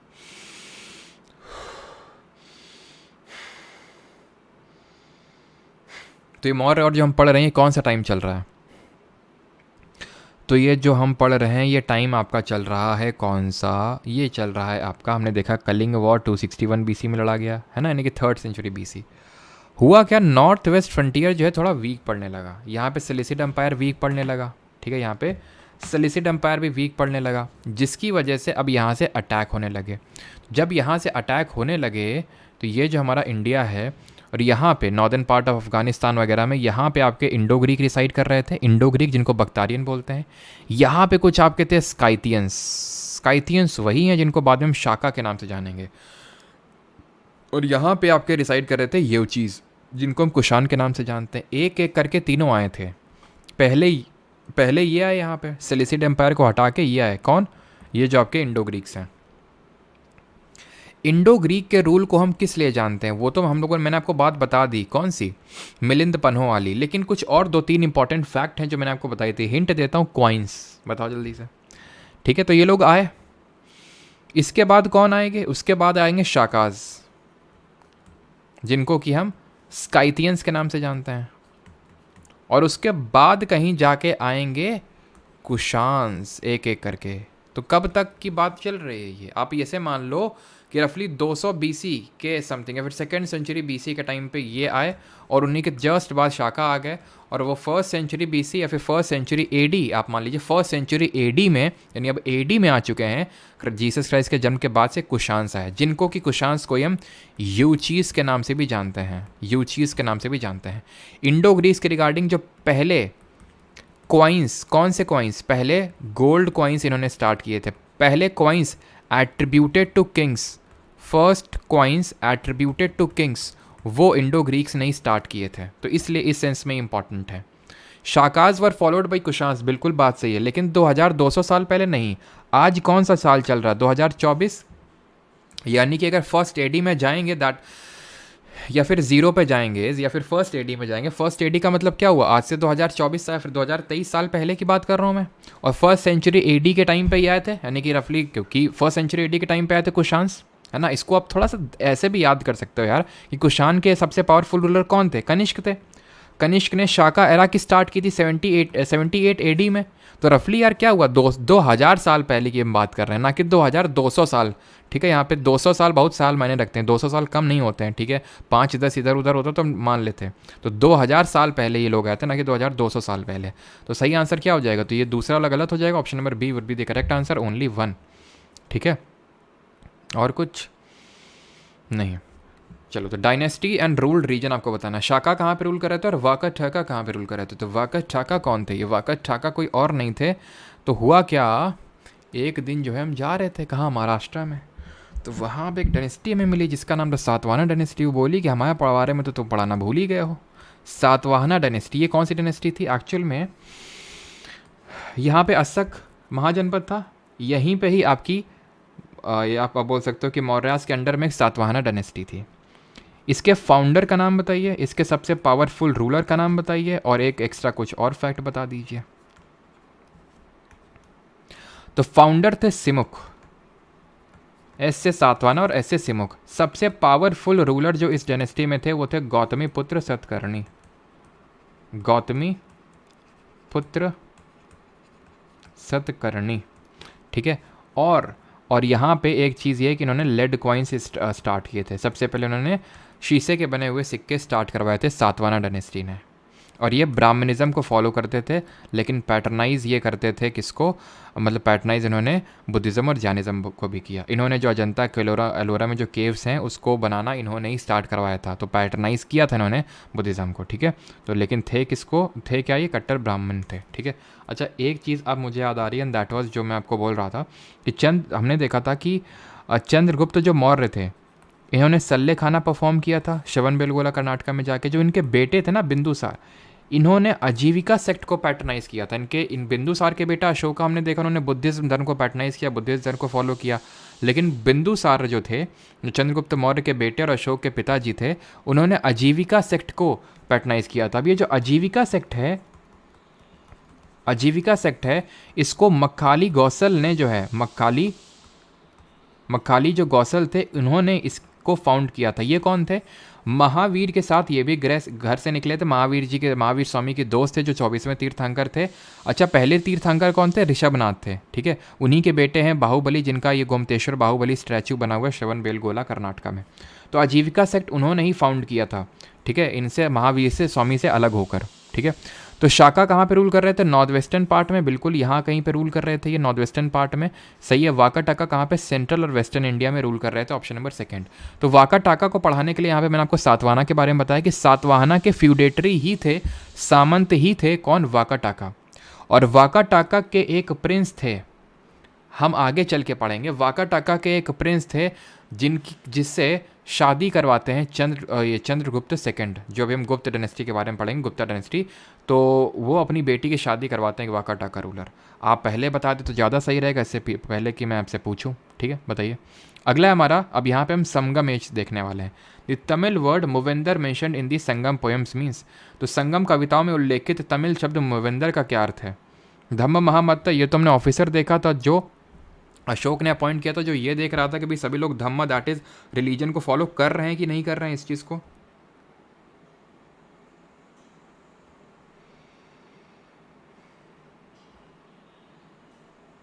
सभी का सही है, सुजाता, यश, मेहरा, यश, कपिल, नंदिता, सबका सही है। चलो, तो ये तो होगा नहीं, तो आंसर क्या होगा, मूवेंदर 3 चीफ्स। अब ये संगम क्या है, संगम का मतलब होता है मिलन। तो हमें पता है कि 3 संगम हुए थे, 3 संगम का मतलब 3 मिलन हुए थे, जहाँ पे चेरा चोला पांड्यास का रूल चल रहा था। हम जब संगम एज की बात करते हैं तो हम किस एज की बात कर रहे हैं, हम बात कर रहे हैं 3rd सेंचुरी BC से लेकर 3rd सेंचुरी AD तक की।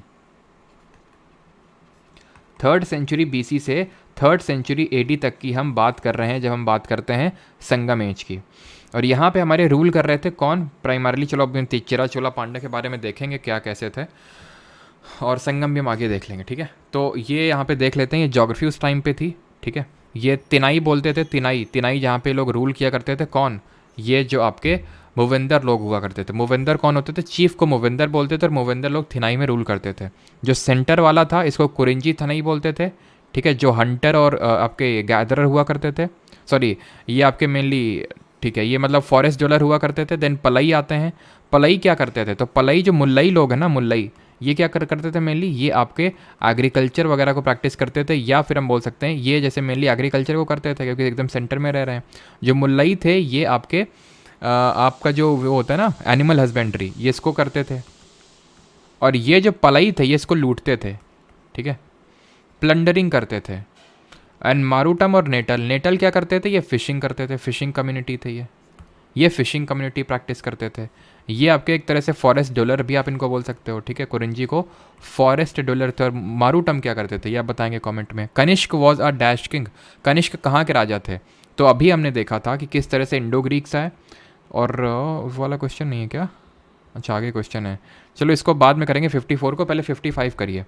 पूहर और Kaveri Pattanam was the port of which of the following dynasty, तो पूहर या फिर कावेरी पट्टनम किसका पोर्ट था ये आपको बताना, किसका बंदरगाह था। चेरास का था, चोलास का था, पांड्यास का, फिर वाकाटाका का था।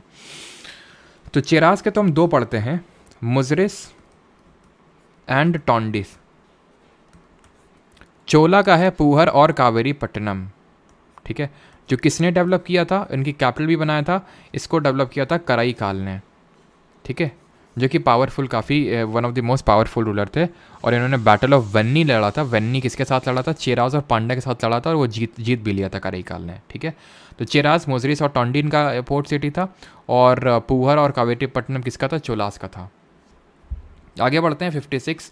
Which of the following is correct, 54 अभी देखेंगे, ठीक है। Which of the following is correct with respect to the Sangam literature. तो संगम लिटरेचर के बारे में कौन सा सही है। तो संगम, अभी मैं आपको बता रहा था कि 3 संगम हुए थे आपके, पहला, दूसरा, तीसरा। पहला कहाँ पे हुआ था, पहला हुआ था आपका मदुरई में। किसने पैटर्नाइज किया था इन संगम्स को, पांड्या किंग्स ने किया था। दूसरा कहाँ पे हुआ था, दूसरा हुआ था कपाडपुरम में, कपाडपुरम में हुआ था। और तीसरा कहाँ पे हुआ था, तीसरा भी आपका मदुरई में ही हुआ था, जो कि तमिलनाडु में पड़ता है। यहाँ पे और यहाँ पे हमें कोई इस तरह से टेक्स्ट नहीं देखने को मिलता है। यहाँ पे हमें एक टेक्स्ट देखने को मिलता है, तोलका पीएम, जो कि एक आपका एंशंट तमिल टेक्स्ट है, जिसको कि किसने कंपोज किया था, तोलका पीआर ने कंपोज किया था, तमिल टेक्स्ट है। अच्छा, आप ये बताइए कि मेलका नेक्कू किस तरह के टेक्स्ट को बोलते हैं, मेलका नेक्कू और केल्का नेक्कू किसको बोलते हैं, मेलका नेक्कू और केल्का नेक्कू। और ये बताइए कि किसने किसने चलो पहले ये देख लेते हैं। These texts were supposed to be compose and compiled in assemblies of poets. The Sangam literature compiled in assemblies of poets were held in the city of Madurai, ठीक है। मदुरई में हुए थे आपके 2 संगम्स, तो ये भी सही हो जाएगा, option number B, both 1 and 2। तो मेलका नक्कू और केल्का नक्कू, तो ये होता था आपका नैरेटिव टेक्स्ट, स्टोरी के फॉर्म में, और ये होता था डिडैक्टिक यानी कि पोएटिक फॉर्म में। अच्छा, एक क्वेश्चन का आंसर बताइए, एंड दैट इज सिलापदिकरम, ठीक है। सिलापदिकरम ये किसने लिखा था, और इसमें है क्या। तो इसमें हमने देखा था कोवलन और कोवलन और जो आपकी कन्नगी थी, जो हस्बैंड वाइफ थे वो, और माधवी, इन तीनों का वो ट्रायो का पूरा स्टोरी मैंने आपको समझाया था। तो कोवलन, माधवी और मतलब कोवलन कन्नगी, और उस कोवलन का माधवी के साथ लव स्टोरी दिखाया गया है। किसने लिखा है इसको, इडांगो अडिगल ने लिखा, इडांगो अडिगल ने, ठीक है। और एक और टेक्स्ट देखा था हमने, मनी में गलई। मनी में गलई कौन है, उस लड़की का नाम है जो कोवलन और माधवी की लड़की है, ठीक है। अगला हमारा हु इंट्रोड्यूस्ड। अब यहाँ से आइए पीछे 54 पे, कनिष्क का किस शासन, मतलब कहाँ पे शासन, मतलब किस डायनेस्टी के राजा थे ये कनिष्क। तो हमने देखा था कि किस तरह से सबसे पहले ग्रीक्स ने अटैक किया, नॉट अटैक, इस तरह का कोई अटैक नहीं था वो, मैं ये तो आप पता है, काफ़ी लोग इंडिया में इंडो ग्रीक फैमिली से होंगे, काफ़ी लोग ये कुशान डायनेस्टी से बिलोंग करते होंगे, काफ़ी लोग शाका डायनेस्टी से बिलोंग करते होंगे, क्योंकि ये लोग एसिमुलेट हो गए थे इंडियन कम्युनिटी में ही, कोई अटैक टाइप नहीं किया था, और धर्म परिवर्तन भी ऐसा कुछ नहीं करवाया था इन लोगों ने जबरन, कि भाई अपने धर्म को इन्होंने जबरन, वो जैसे हमने देखा वो इंडो ग्रीक वाला केस मियांडर, किस तरह से उसने नागसेन से क्वेश्चन पूछे और मतलब सेटिस्फाई हो गया, तो वो खुद बुद्धिज़्म धर्म में ही कन्वर्ट हो गया था। ये माना जाता है काफ़ी सारे इंडो ग्रीक्स जो राजपूत हैं वो इंडो ग्रीक फैमिली से आते हैं, ठीक है। तो कनिष्क की अगर बात करें, क्योंकि वो लोग वॉरियर क्लास थे ना इसलिए, तो कनिष्क की अगर बात करें तो कुशान डायनेस्टी से, तो यही मैंने बताया, इनको येवचीज़ के नाम से भी जानते हैं, कुशान डायनेस्टी से। और यहाँ पे कनिष्क ने साका एरा भी स्टार्ट किया। अच्छा बताइए, विक्रम संवत की कब स्टार्टिंग होती है, विक्रम एरा कब स्टार्ट होता है। तो ये साका एरा स्टार्ट होता है आपका 78 AD में, है ना। और जो विक्रम एरा है वो स्टार्ट कब होता है, विक्रम एरा स्टार्ट होता है 57 BC में, जब विक्रमादित्य ने, जो रूलर थे, उन्होंने हराया था किसको, विक्रमादित्य ने हराया था एक शाका रूलर को हराया था, तो तब माना जाता है 57 BC में विक्रम एरा स्टार्ट होता है। क्लियर हो गया ये भी आपका। अच्छा, चोलास के बारे में बहुत सारी चीज़ें हमने छोड़ रखी हैं अभी, मैंने आपको रीज़न बताया था, है ना। और सभा, लैंड डोनेशन, और ये आपका विजयलया, राजेंद्र चोला, राजा राजावन, ये सब नहीं पढ़ेंगे अभी, ये मिडिवल हिस्ट्री का पार्ट है। कल वाला जो लेक्चर होगा कल, दैट इज़ मंडे को, वो पूरा इसी पे डेडिकेटेड रहेगा आपका, ठीक है। 57, who introduce the Dravida style of architecture. Dravida style of architecture जो टेम्पल का एक आर्किटेक्चर है, उसको किसने इंट्रोड्यूस किया था साउथ इंडिया में। क्यों, क्योंकि हमने पढ़ा था नॉर्थ इंडिया का जो टेम्पल आर्किटेक्चर है उसको हम नगर स्टाइल बोलते हैं, साउथ इंडिया का द्रविड़ स्टाइल ऑफ आर्किटेक्चर बोलते हैं, ठीक है। जो नगर होता है उसमें क्या होता है, देखने को मिलता है कि इस तरह का क्या होता है आपका,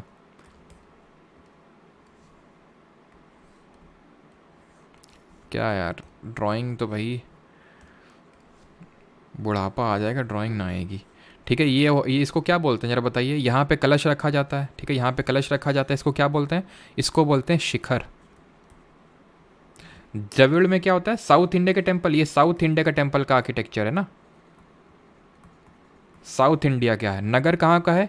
ये आपका नॉर्थ इंडिया का है, तो इसको बोलते हैं विमान। और इसके जो टॉप पे होता है ना, उसको बोलते हैं शिखर। उसको क्या बोलते हैं? शिखर। ठीक। और क्या है? और देन हम यहाँ पे देखते हैं पिलर्ड हॉल होता है, यहाँ पे भी पिलर्ड हॉल होता है। यहाँ पे जो चीफ डीटी इंस्टॉल होती है, यहाँ पे भी चीफ डीटी इंस्टॉल होती है, मतलब कि जिन भगवान का वो मंदिर है। इसको क्या बोलते हैं इस जगह को, ज़रा बताइए। और इस जगह को क्या बोलते हैं जो कॉमन है नगर और द्रविड़ में? अब यहाँ पे आपको जो द्रविड़ स्टाइल ऑफ आर्किटेक्चर है साउथ इंडिया को, कुछ डिफरेंट देखने को मिलता है। और ये कुछ डिफरेंट क्या चीज़ है जो मैंने ब्लू से ड्रॉ करा है? तो ये तो हो गया आपका क्या, सैंक्टम सैंक्टोरम, दैट इज गर्भगृह। ये हो गया आपका गर्भगृह, सैंक्टम सैंक्टोरम के नाम से जानते हैं। ये जो पिलर्ड हॉल है इनको बोलते हैं मंडप। ये क्या है? पिलर्ड हॉल है, खंबा है और हॉल है जब आप घंटा बजाते हो जहाँ पे जाके। ये क्या है आपके? ये है गोपुरम। ये गोपुरम सिर्फ आपको साउथ इंडिया के टेम्पल में देखने को मिलेगा। It is a gateway.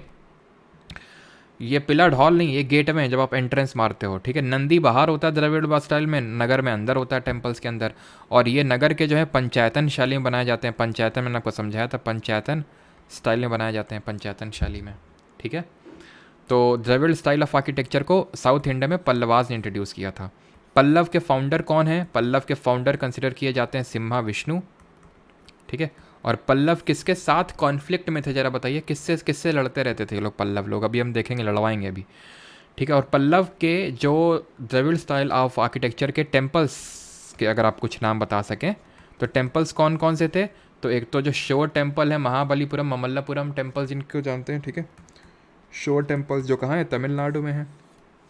और आपका कैलाशनाथ टेम्पल, कैलाश टेम्पल नहीं, कैलाश तो टेम्पल एलोरा केव्स में देखने को मिलेगा, जो कि हम देखेंगे आगे चल के। जो आपके कृष्णवन थे, कौन से डायनेस्टी के? राष्ट्रकूटा डायनेस्टी के रूलर थे, उन्होंने बनवाया था। तो कैलाश नाथ मंदिर जो है ये नरसिम्हा वर्मन द्वितीय ने बनवाए थे टेम्पल्स। पल्लव डायनेस्टी के से बिलोंग करते थे। चोला के टेम्पल नहीं पढ़ेंगे, नहीं पढ़ेंगे, नहीं पढ़ेंगे, ठीक है, वो हम कल पढ़ेंगे।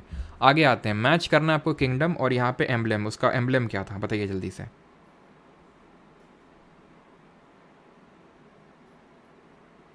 और जो नगर स्टाइल ऑफ टेम्पल आर्किटेक्चर है गुप्ताज ने इंट्रोड्यूस किया था, जो अभी हम देखेंगे गुप्ता डायनेस्टी ने। गुप्ता डायनेस्टी के बारे में पढ़ेंगे और उनके कुछ टेम्पल्स भी देखेंगे। तो चोला, चेरा, पांड्या। तो चोला का क्या था? चोला का भाई टाइगर था। कैपिटल भी जरा बताइए, सब की तीनों की कैपिटल क्या थी? चेरा का क्या था? चेरा का वही जो श्री राम जी का रहता है, बो एंड एरो। और पांड्या का फिश। तो BCA हो जाएगा आंसर, ऑप्शन नंबर ए। चोला का था आपका उरायूर, बाद में हो जाएगा पुअर या फिर कावेरी पट्टनम, बिकॉज कावेरी डेल्टा पे एसोसिएटेड था ये, मतलब सिचुएटेड था। चेरा की कैपिटल थी वंजी। और पांड्या की क्या थी? मदुरई थी। कहाँ पे रूल कर रहे थे? चेरा ये केरल पुत्रा है, ठीक है, ये आपके पांड्या है और ये चोला हैं। यहीं पे आ गए थे पल्लव भी बाद में। Which of the following was not held by the poet Harisena. तो हरिसेन पहले तो बताइए किसके कोर्ट पोएट थे, तो इनमें से कौन सी पोस्ट जो है हरिसेन ने होल्ड नहीं करी थी, आपको बताना है, बताइए जल्दी से।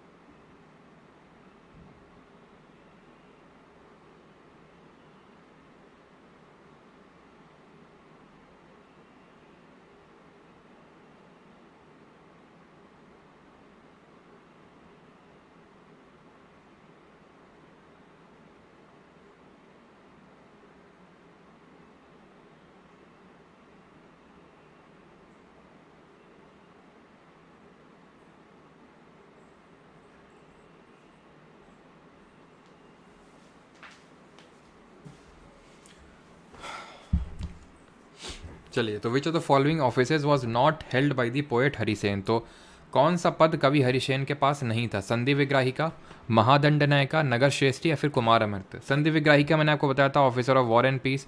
महादंड नायिका जो दंड देता था, और मतलब ऑफिसर ऑफ जस्टिस बोल सकते हैं। नगर श्रेष्ठी की जो पोस्ट है वो होल्ड नहीं करी थी, ध्यान रखिएगा। नगर श्रेष्ठी की जो पोस्ट है ये हरिसेन ने होल्ड नहीं करी। तो हरिसेन किसके कोर्ट पोएट थे? तो हरिसेन समुद्रगुप्त के कोर्ट पोएट थे। इन्होंने ही क्या किया था? इन्होंने ही जो इलाहाबाद पिलर इंस्क्रिप्शन है इन्होंने ही कंपोज किया था। ठीक है, हमने देखा था जो इलाहाबाद पिलर इंस्क्रिप्शन है जिसको कि हम प्रयाग प्रशस्ति के नाम से जानते हैं, वो इन्होंने ही कंपोज किया था। अच्छा, ये नगर श्रेष्ठी कौन होता था? तो ये नगर श्रेष्ठी एक तरह से जो हमारा बोल सकते हैं बैंकर होता था सिटी का ये। ठीक है, बैंकर होता था सिटी का, या फिर जिसको हम बोल सकते हैं कि ये आपका मर्चेंट टाइप भी आप बोल सकते हैं। ठीक है, मर्चेंट भी आप बोल सकते हैं, यहाँ पे मर्चेंट भी लिख सकते हैं। और ये एक इंपॉर्टेंट मिनिस्टर होता था कुमार अमृत, जो प्रोविंशियल मिनिस्टर होता था। ठीक है, Samudragupta's mother belong to which of the following गन? यानी समुद्रगुप्त की जो मम्मी थी, जो माता श्री थी, वो किस क्लैन से बिलोंग करती थी? कोलिया क्लैन।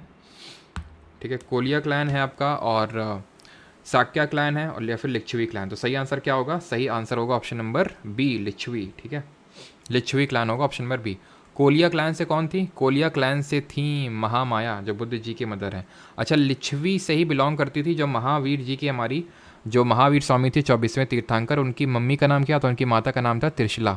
तो उनकी जो मदर थी वो भी लिच्छवी से ही बिलोंग करती थी। अब आपको पता होना चाहिए कि समुद्रगुप्त थे, उनके फादर का नाम क्या था? तो उनके फादर का नाम था चंद्रगुप्त दी फर्स्ट, चंद्रगुप्त प्रथम। ठीक है, इनके फादर का नाम था। और इनकी मदर का नाम क्या था? दैट मीन चंद्रगुप्त की वाइफ का नाम, जो कि समुद्रगुप्त की ऑब्वियस सी बात है मदर होंगी, इनका नाम था कुमार देवी। ठीक है, कुमार देवी इनकी मदर का नाम था। इनके टेन्योर की अगर बात करें तो 319 AD से लेकर वही रफली 334 AD तक इनका टेन्योर था। एंड इन्होंने ही गुप्ता एरा स्टार्ट किया था। ठीक है, गुप्ता एरा स्टार्ट किया था 320 AD में। और इन्होंने most number of gold coins, ठीक है, most number of gold coins, यानी कि गोल्ड कॉइन्स, सोने के सिक्के सबसे ज़्यादा मात्रा में इन्हीं के टाइम पे स्टार्ट हुए थे, जिनको कि हम दिनार्स के नाम से जानते थे। सबसे पहले ग्रीक्स इंट्रोड्यूस किए, सबसे प्योरेस्ट फॉर्म में। ये चीज़ मैं आपको बताना भूल गया पीछे, कि सबसे प्योर फॉर्म में जो गोल्ड कॉइन्स इंट्रोड्यूस किए वो कुशांस ने इंट्रोड्यूस किए, और सबसे ज़्यादा किसने इंट्रोड्यूस किए? गुप्ताज ने। और गुप्ता एरा को हम गोल्डन एरा के नाम से भी जानते हैं। Who among the following was the first ruler of the Gupta dynasty to adopt the grand title of महाराजा धीराज?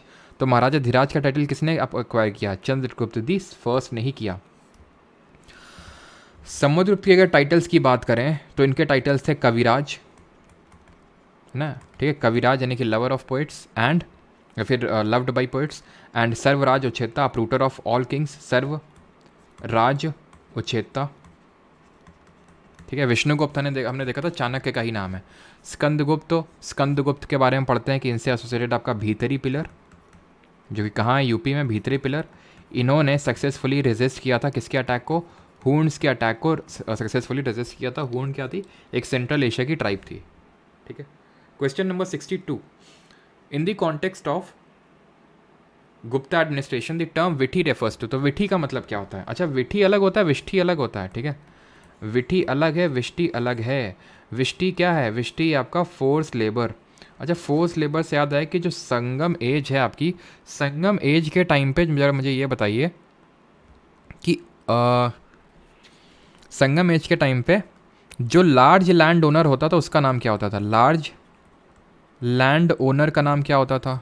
ठीक है, और ऑर्डिनरी प्लोमैन का नाम क्या होता था? ऑर्डिनरी प्लोमैन का नाम क्या होता था? और जो आपके एकदम लोअर क्लास में आते थे, जो सबसे मैनुअल टास्क करते थे, उनको किस नाम से जानते थे? जो वर्कर होते थे। तो विठी होता है आपका एक एडमिनिस्ट्रेटिव यूनिट। किस तरह से? तो तुमने पढ़ा था भुक्ति होता है एक, तो जो कि प्रोविंस होती है आपकी भुक्ति, जिसको कि कुमार अमर्त्य जी वो करते हैं, उपारिका भी करते हैं। ठीक है, उपारिका के अंडर में होती है ये। ठीक है, आपके कुमार अमर्त्य, जैसे उपारिका तो हो गया, कुमार अमर्त्य से थोड़े नीचे हो जाएंगे। कुमार अमर्त्य थोड़े बहुत इंपॉर्टेंट ऑफिसर हैं। ठीक है, भुक्ति डिवाइडेड रहती है सर्टेन डिस्ट्रिक्ट में, जिनको विषय बोलते हैं। इनको कौन गवर्न करेगा? विषयपति गवर्न करेंगे। ये फर्दर डिवाइडेड रहेंगे आपके विठी में, सर्टेन आप बोल सकते हैं कि टाउन्स में, या फिर ग्रुप ऑफ विलेजेस हैं ये। नगरपति इनको वो करता है, गवर्न करता है। और विलेजेस को जो है ये फर्दर विलेजेस में डिवाइड रहते हैं, जिनको कि ग्रामिका गवर्न करता है। संगम एज में लार्ज लैंड ओनर होता है आपका वेल्लालर, क्योंकि वो वेला घूम रहा है। क्यों? क्योंकि उसके पास बहुत ज़मीन है। ऑर्डनरी प्लोमैन ऊजावुर। और कदई सियार देखा था जो एकदम नीचे होता है। और आदिमई। आदिमई कौन है? आदिमई वो है जो मैनुअल टास्क कर रहा है, उसे जबरन मजदूरी करवाई जा रही है। Prabhavati Gupta the queen regent of the Vakataka empire was the daughter of Kuberanaga. और किसकी डॉटर थी ये? तो हमने देखा था कि ये, हाँ चलो, तो ये है आपकी कौन? चंद्रगुप्त सेकंड की बेटी। इन्हीं की शादी करवाई थी वाकाटका एम्पायर। अभी ये बेटी थी चंद्रगुप्त सेकंड की, तो वाकाटका से कैसे लिंक्ड हो गई? तो वाकाटका एम्पायर के रूलर थे Rudrasena the second. Rudrasena the second. Confuse नहीं करना है रुद्र दमन से। कैसे कंफ्यूज नहीं करना है? क्योंकि जो रुद्र दमन थे वो कौन थे? He was a Shaka ruler. ये शाका वंश से संबंधित थे। और हमने देखा था कि इन्होंने क्या किया था, इन्हीं से एसोसिएटेड है Junagadh. Junagadh rock inscription associated है। जूनागढ़ गुजरात में जो गिरनार हिल्स में पड़ता है, जिसमें लिखा हुआ है कि इन्होंने आपका एक लेक जिसका नाम है सुदर्शन लेक, इसको क्या करवाया? रिपेयर करवाया। सुदर्शन लेक को ही रिपेयर करवाया था, ध्यान रखिएगा। किसने? स्कंदगुप्त ने भी रिपेयर करवाया। और सुदर्शन लेक बनवाया किसने था, ये आपको कमेंट में बताना है। तो रुद्रसेन दी सेकंड है वाकाटका एम्पायर से, जिसकी शादी हुई थी चंद्रगुप्त सेकंड की बेटी प्रभावती गुप्ता से। डेथ हो गई थी कुछ ही टाइम बाद, जिसकी वजह से प्रभावती गुप्ता के अंडर में चला गया था। और क्योंकि ये इनके फादर थे चंद्रगुप्त सेकंड, तो ये देन ऑब्वियस सी बात है वाकाटका इनके अंडर में चला गया था। जब इनके अंडर में चला गया वाकाटका यहाँ, गुप्ताज यहाँ, तो इन्होंने इनके साथ अलायंस करके शाकास को पूरी तरह से एलिमिनेट कर दिया यहाँ से। और इसको बनवाया था पुष्यगुप्त वैश्य ने। ठीक है, किसके ऑर्डर्स में? चंद्रगुप्त मौर्य के ऑर्डर्स में बनवाया था। तो हो सकता है चंद्रगुप्त मौर्य भी ऑप्शन में हो, ध्यान रखिएगा इस चीज़ को। The Gupta imposed a fine called as dash, which was a plough tax paid by the every cultivator owing a plough। तो कौन सा टैक्स होता था? और ज़रा ये बताइए कि कस्टम टैक्स कौन कलेक्ट करता था? जो कस्टम या फिर टोल टैक्स होता था वो कौन कलेक्ट किया करता था? तो यहाँ पे क्या, which was plough tax every cultivator, cultivator को देना होता था। प्लो टैक्स है, ठीक है, प्लो टैक्स है। हिरण्य, कर, शुल्क या फिर हल। हल व कर का मतलब क्या होता है? टैक्स। हल का मतलब होता है प्लो। ऑप्शन नंबर डी यहाँ पे सही आंसर होगा। हिरण्य का मतलब होता है एक तरह से गोल्डन टाइप, आप बोल सकते हो। गोल्ड में जो टैक्स लगता है उसको आप हिरण्य बोल सकते हैं, ठीक है। बाकी यहाँ पे मैंने क्या पूछा था, कस्टम या टोल टैक्स कौन कलेक्ट करता था? कस्टम या टोल टैक्स, ये अगर हम बात करें मौर्यास के टाइम की अगर हम बात करें तो ये कौन? शुल्काध्यक्ष कलेक्ट किया करता था। अच्छा, एक आप टैक्स बताइएगा, दैट इज़ आर्मी जहाँ से पास हो रही है जिस भी विलेज से, तो वहाँ के लोगों को एक टैक्स पे करना पड़ता था, उसको किस नाम से जानते थे? और उपारिका क्या हुआ करता था? उपारिका टैक्स, ठीक है। तो आर्मी के लिए जो देना पड़ता था दैट वाज सेना भक्तम, ठीक है, सेना भक्तम। और उपारिका एक्स्ट्रा टैक्स हुआ करता था। और जो विष्टि होता था वो फोर्स लेबर के फॉर्म में आपको ये टैक्स पे करना पड़ता था एक तरह से, ठीक है। Which of the following is an Asian poem written by Bana Bhatta. तो बाण भट्ट ने इसमें से कौन सी पोएट लिखी है?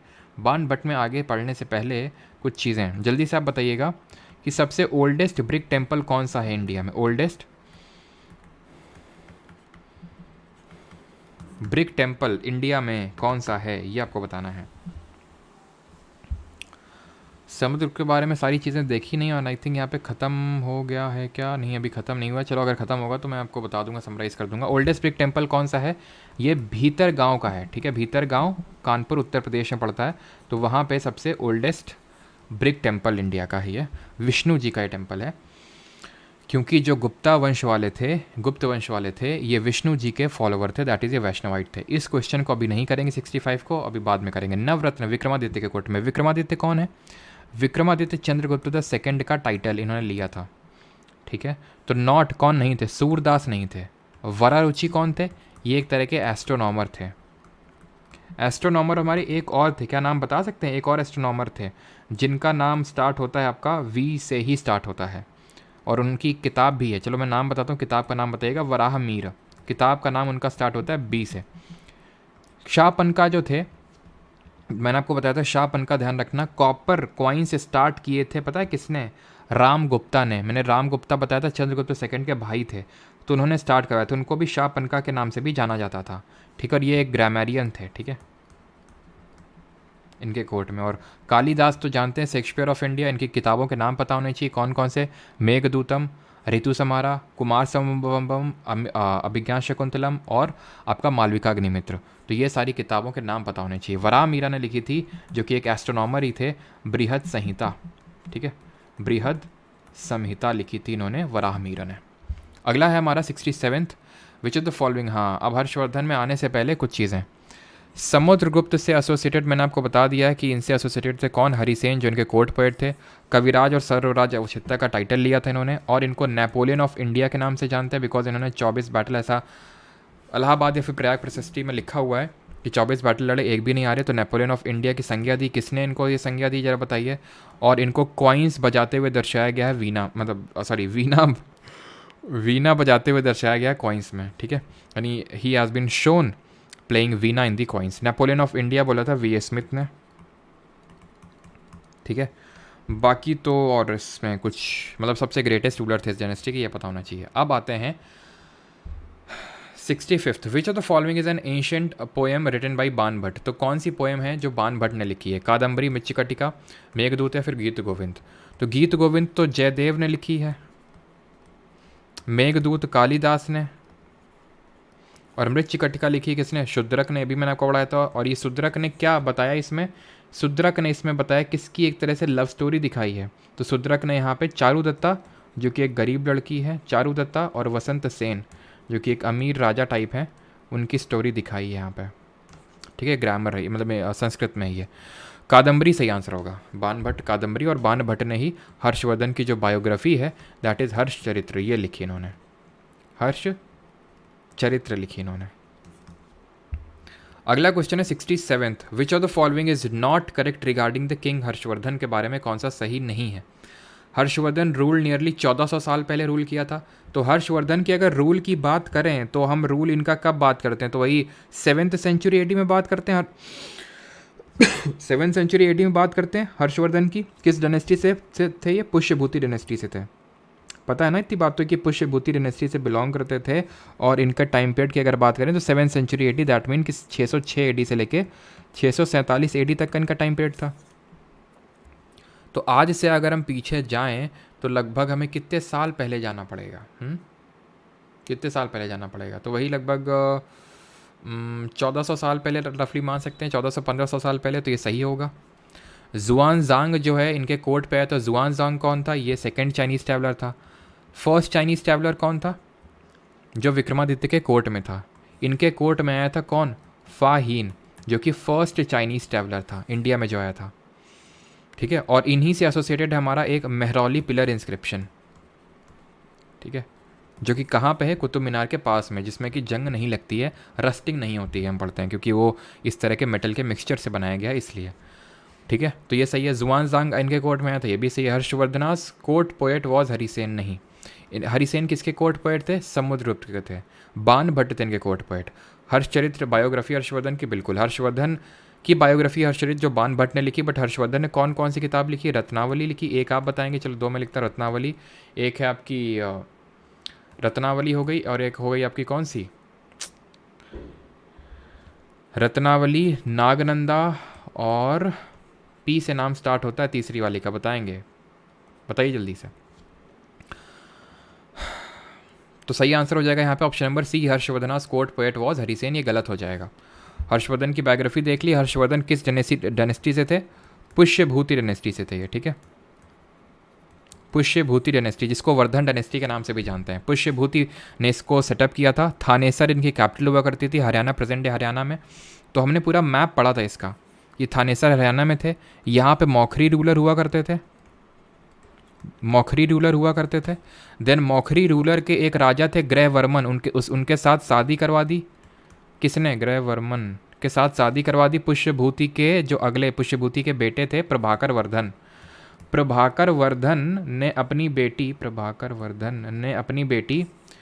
वर्धन की बेटी का क्या नाम था? इनकी बेटी का नाम था राजश्री, जिसके साथ शादी करवा दी ग्रहवर्मन के साथ शादी करवा दी। तो एक तरह से मौखरी भी वर्धन डायनेस्टी के अंडर में आ गया था। और फिर हमने देखा था कि प्रभाकर वर्धन की बेटी थी राजश्री। इनके दो बेटे थे, हर्षवर्धन छोटे बेटे और राजवर्धन बड़े बेटे। ठीक है। और यहाँ पे उसी समय पे जरा बताएंगे कि बंगाल में कौन सी डायनेस्टी का रूल था। ये सब हम पढ़ रहे हैं पोस्ट गुप्ता, गुप्तास के जाने के बाद, क्योंकि गुप्ता रफली 6th सेंचुरी एडी तक चले गए थे, 6th सेंचुरी एडी तक चले गए थे। अब 7th सेंचुरी एडी क्यों चले गए थे? बिकॉज हून्स का अटैक हो रहा था। कुमार गुप्त फर्स्ट के टाइम पे हुआ था, जिन्होंने नालंदा यूनिवर्सिटी बनाई थी कुमार गुप्त ने, वो रेजिस्ट नहीं कर पाए। स्कंद गुप्त ने रेजिस्ट किया, लेकिन फर्दर जो आगे आए वो रेजिस्ट नहीं कर पाए थे अटैक्स को, तो वहाँ से वीक होने लगा था वो। तो वहाँ से आप देखते हैं कि इसके फ्यूडेटरी सामंत डेवलप होने लगे। और यहाँ पे बंगाल में था आपका गौर प्रोविंस, जिसके रूलर कौन थे? शशांक यहाँ के रूलर हुआ करते थे, शासक हुआ करते थे। तो ऑप्शन नंबर सी यहाँ पे सही आंसर हो जाएगा। Is that clear? और कैपिटल जो है कन्नौज बना ली थी बाद में इन्होंने, कैपिटल कन्नौज बना ली थी हर्षवर्धन ने, सो दैट वहाँ पे थोड़ा सा ज़्यादा थ्रेट था हून से, इसलिए उन्होंने यहाँ पे शिफ्ट कर ली, गॉड को भी अपने अंडर में मिला लिया। और यहाँ के रूलर थे मौखरी डायनेस्टी के, जिनका नाम था ईशान वर्मन। ध्यान रखना, इन्होंने भी महाराजा धीराज का टाइटल लिया था। ईशान वर्मन जो थे, इन्होंने भी महाराजा धीराज का टाइटल लिया था, जो मौखरी के रूलर थे, जो वर्धन के बगल में मतलब वर्धन डायनेस्टी या फिर पुष्यभूति डायनेस्टी के बगल में ही थी, जो बाद में एक्वायर कर लिया था। Who among the following defeated Harshvardhan when he invaded the Chalukyan kingdom in the Deccan? अब हम अपने आई थिंक 68 में आ चुके हैं, ठीक है। टोटल 70 क्वेश्चंस करने, 68 में आ चुके हैं। चलिए भाई, तो who among the following defeated Harshvardhan when he invaded the Chalukyan kingdom in the Deccan? तो किसने जो है डिफीट किया, हराया हर्षवर्धन को जब वो चालुक्यन किंगडम को इन्वेड करने आ रहे थे डेक्कन में? तो ये थे आपके पुलाकेशिन द्वितीय। तो हमने देखा था किस तरह से पोस्ट गुप्ता के टाइम पे, यहाँ पे तो ये आपके वर्धन डायनेस्टी थी, यहाँ पर नर्मदा रिवर थी, यहाँ पे आपकी कौन सी थी? नर्मदा रिवर थी, ठीक है। और यहाँ पे मैत्रक वंश भी था एक, आपको याद हो मैत्रक? तो मैत्रक को क्या किए थे? मैत्रक में तो क्या किए थे? मैत्रक के साथ तो पहले तो हरा दिए इनको, रूलर को, हर्षवर्धन। और ध्रुव सेन सेकंड, रुद्र सेन सेकंड नहीं है ये, ध्रुव सेन, रुद्र सेन सेकंड से चंद्रगुप्त द्वितीय ने अपनी बेटी प्रभावती गुप्ता की शादी करवाई थी। ये हैं ध्रुव सेन सेकंड, जिनको हराया और अपनी बेटी की शादी करवा दी, तो ये भी इनके रूल में आ गया, ठीक है, मैत्रक। अब यहाँ पे नीचे आते हैं, तो यहाँ पे चालुक्य डायनेस्टी का रूलर था। चालुक्य किसके सामंत थे? कदम्ब ऑफ वनवासी। यहाँ पे कदम्ब डायनेस्टी रूल किया करती थी इसी जगह में, वनवासी में, ठीक है। आई थिंक बनवासी उसको बोलते हैं। किसी ने, कोई कर्नाटका था, उसने कर्नाटका का उसने कल कमेंट किया था कि सर उसको बनवासी बोलते हैं, ठीक है। तो कदम्ब डायनेस्टी थे, उसके फ्यूडेटरी थे, उसके सामंत थे कौन? चालुक्य लोग सामंत हुआ करते थे। यहाँ पे मैंने आपको बताया था कलचुरी भी थे, कलचुरी नहीं, कलचुरी भी थे, बट कलचुरीज को भी एक सबसाइड कर दिया था चालुक्याज ने। कौन से चालुक्य हैं ये? चालुक्याज ऑफ बादामी या फिर वातापी। पहले इसको बोलते थे वातापी, अभी बोलते हैं बादामी। तो वातापी के चालुक्याज हैं। तो जब हर्षवर्धन यहाँ पे नीचे आए, किसको हराने?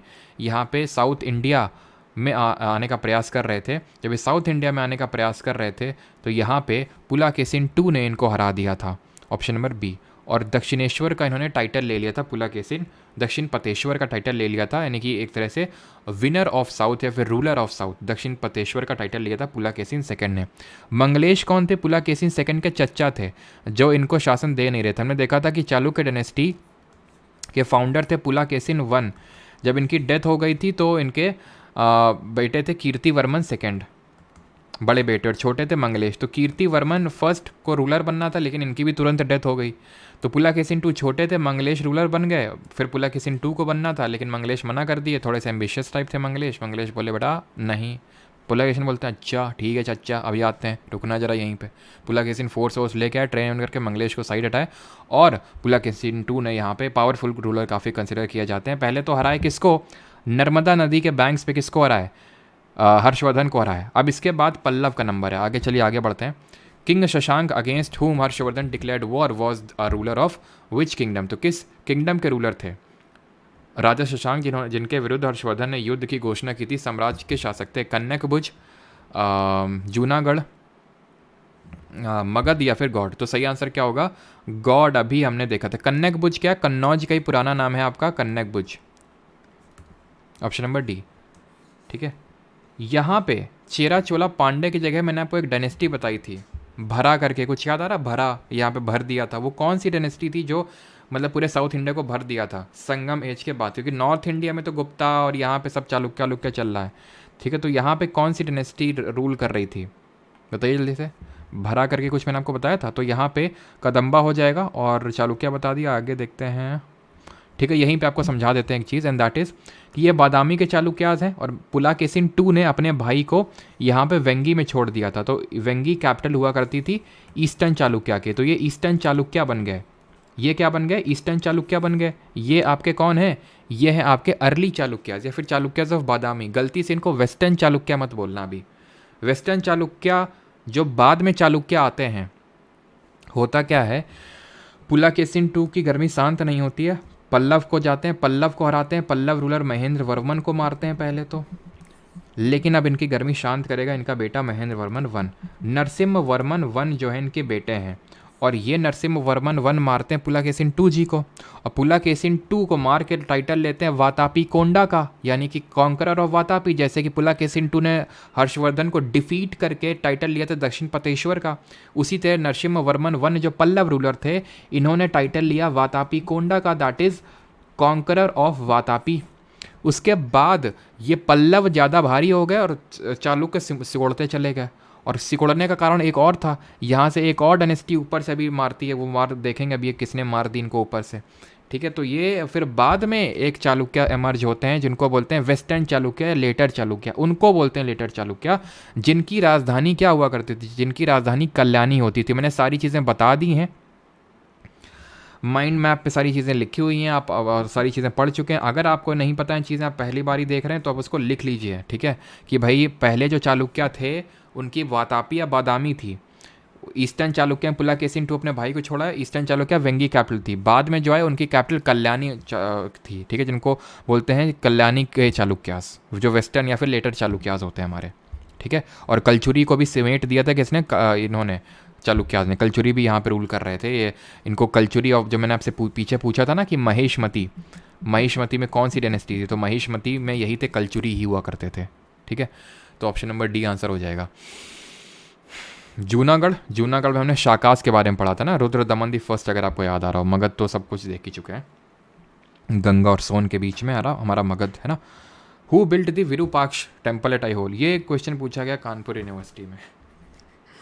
तो विरूपाक्ष टेम्पल किसने बनवाया, जल्दी से बताइए।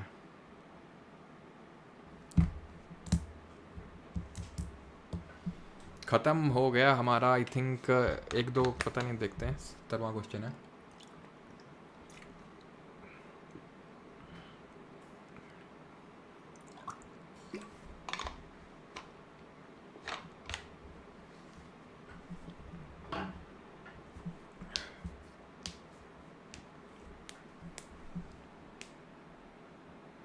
और एक चीज़, चलो मैं आपसे एक क्वेश्चन पूछता हूँ, एंड दैट इज़ कि किस गुप्त शासक के टाइम पे श्रीलंका के, दैट इज़ सीलोन के राजा ने एक मतलब कि एक कॉन्वॉय भेजा था और बोला था कि क्या हम बोधगया में एक टेम्पल बनवा सकते हैं?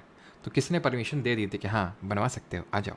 तो ये जो है आईहोल कहाँ पे पड़ता है? कर्नाटका में पड़ता है, और ये बनवाया था क्वीन लोक महादेवी ने। ध्यान रखना, जो विरूपाक्ष टेम्पल है ये आपके दो हैं, एक तो आईहोल में और एक हम्पी में है। हम्पी वाला विजयनगर के टाइम पे पड़ेंगे। आईहोल में क्वीन लोक महादेवी ने बनवाया था, और ये जो टेम्पल है किसने बनवाया? चालुक्य डायनेस्टी ने। तो चालुक्य जो डायनेस्टी है उसके जो टेम्पल्स हैं वो किस स्टाइल में है पता है तुम्हें? किस स्टाइल में, ज़रा बताओ जल्दी से। और इनको दो पार्ट में डिवाइड करते हैं। और पीछे मैंने क्वेश्चन पूछा था क्या, आई थिंक वो आंसर कर दिया होगा, वो हर्षवर्धन की किताब प्रियदर्शिका थी। ठीक है, तो चालुक्य डायनेस्टी की अगर हम बात करेंगे तो चालुक्य वंश ने वेसर स्टाइल की खोज करी थी, या फिर वेस्टर स्टाइल को इन्होंने डेवलप किया था। और इनके जो टेम्पल्स हैं इनको हम दो ग्रुप्स में डिवाइड करते हैं, तो पट्टाडक्कल के टेम्पल और एक आईहोल के टेम्पल। तो वेसर स्टाइल क्या होती है? जहाँ पे नगर और द्रविड़ को मिक्स कर दिया जाता है, इसको हम बोलते हैं वेसर। नगर और द्रविड़ को जब मिक्स कर देते हैं, दोनों की कैरेक्टरिस्टिक ले लेते हैं, दैट इज़ वेसर स्टाइल, जिसको चालुक्यास ने सेंट्रल इंडिया और ये जो मतलब सदर्न मध्य प्रदेश और कर्नाटका वाले रीजन में डेवलप किया। आईहोल में इन्होंने काफ़ी सारे टेम्पल डेवलप किए, जैसे लडखान टेम्पल डेवलप किया, रावण फाड़ी केव्स आपको यहीं पे देखने को मिलेंगी। ठीक है, और दुर्गा टेम्पल जो कि एप्साइडल प्लेन में बना हुआ है वो आपको देखने को मिलेगा। पट्टाडक्कल टेम्पल की अगर बात करेंगे तो पट्टाडक्कल ग्रुप ऑफ टेम्पल में आपको विरूपाक्ष भी मंदिर देखने को, जो विरूपाक्ष अभी डिस्कस कर रहे थे, ये पट्टाडक्कल में ही आता है। और एक चीज़ कि चालुक्य रूलर पुलाकेसिन 2 के टाइम पे आपका ह्यून सांग भी था, ध्यान रखिएगा। मैंने आपको बार बार रिपीट किया है कि ह्यून सांग जो सेकंड चाइनीज ट्रैवलर था जिसने कौन सी किताब लिखी थी, CU की किताब लिखी थी, ये किसके टाइम पे था? He was like Paul Heyman of the WWE, जिसकी साइड देखता था उसी की साइड चला जाता था, है ना, और बोलता था माई क्लाइंट। चलो भाई, तो अगला क्वेश्चन देखते हैं एंड दैट इज़ 71। ठीक है, एक दो क्वेश्चन और हैं क्योंकि यार 70 में फिनिश नहीं हो रहा था, तो मैंने एक दो क्वेश्चन और ले लिए, ठीक है, जो हमारे यहाँ पे कवर नहीं हुए हैं। पोस्ट गुप्ता में who founded the Rashtrakuta dynasty, तो राष्ट्रकूटा डायनेस्टी की स्थापना किसने करी थी? ऑप्शन है आपके पुलाकेसिन 1, सिम्हा विष्णु, दंतीदुर्ग या फिर ईशान वर्मन।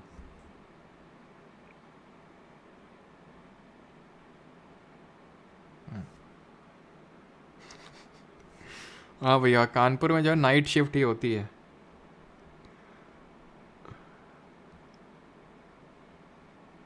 चलो भाई, तो यहाँ पे क्या सही आंसर हो? और पीछे जब मैंने क्वेश्चन पूछा था, समुद्रगुप्त थे वो रूलर जिनके टाइम पे श्रीलंका के राजा ने बोला था बनवा ले टेम्पल, बोलो बनवा लो, आओ बना लो लो, ठीक है, तो ध्यान रखना। चलो, बोधि ट्री किसने कट किया था? तो बोधि ट्री यार एक लोगों ने ऐसे कोई, मतलब ये क्वेश्चन नहीं पूछा जाता है, ठीक है, तो मतलब काफ़ी रूलर थे ना, इसलिए नहीं पूछेगा। जैसे माना जाता है कि जो पुष्यमित्र शुंग है, पुष्यमित्र शुंग पढ़ाया था ना, पुष्यमित्र शुंग, है ना, जो बृहद्रथ को मार के शुंग वंश की स्थापना करी थी, उन्होंने भी कटवाया था, ठीक है। और जो ये शशांक जो हम पढ़ते हैं अभी, गौर का जो प्रोविंस, गौर का जो राजा है शशांक, उसने भी कटवाया था, ठीक है, तो शशांक ने भी कटवाया था और ये आपका इसने भी कटवाया था पुष्य, ठीक है, ही वॉज टर्न टू था।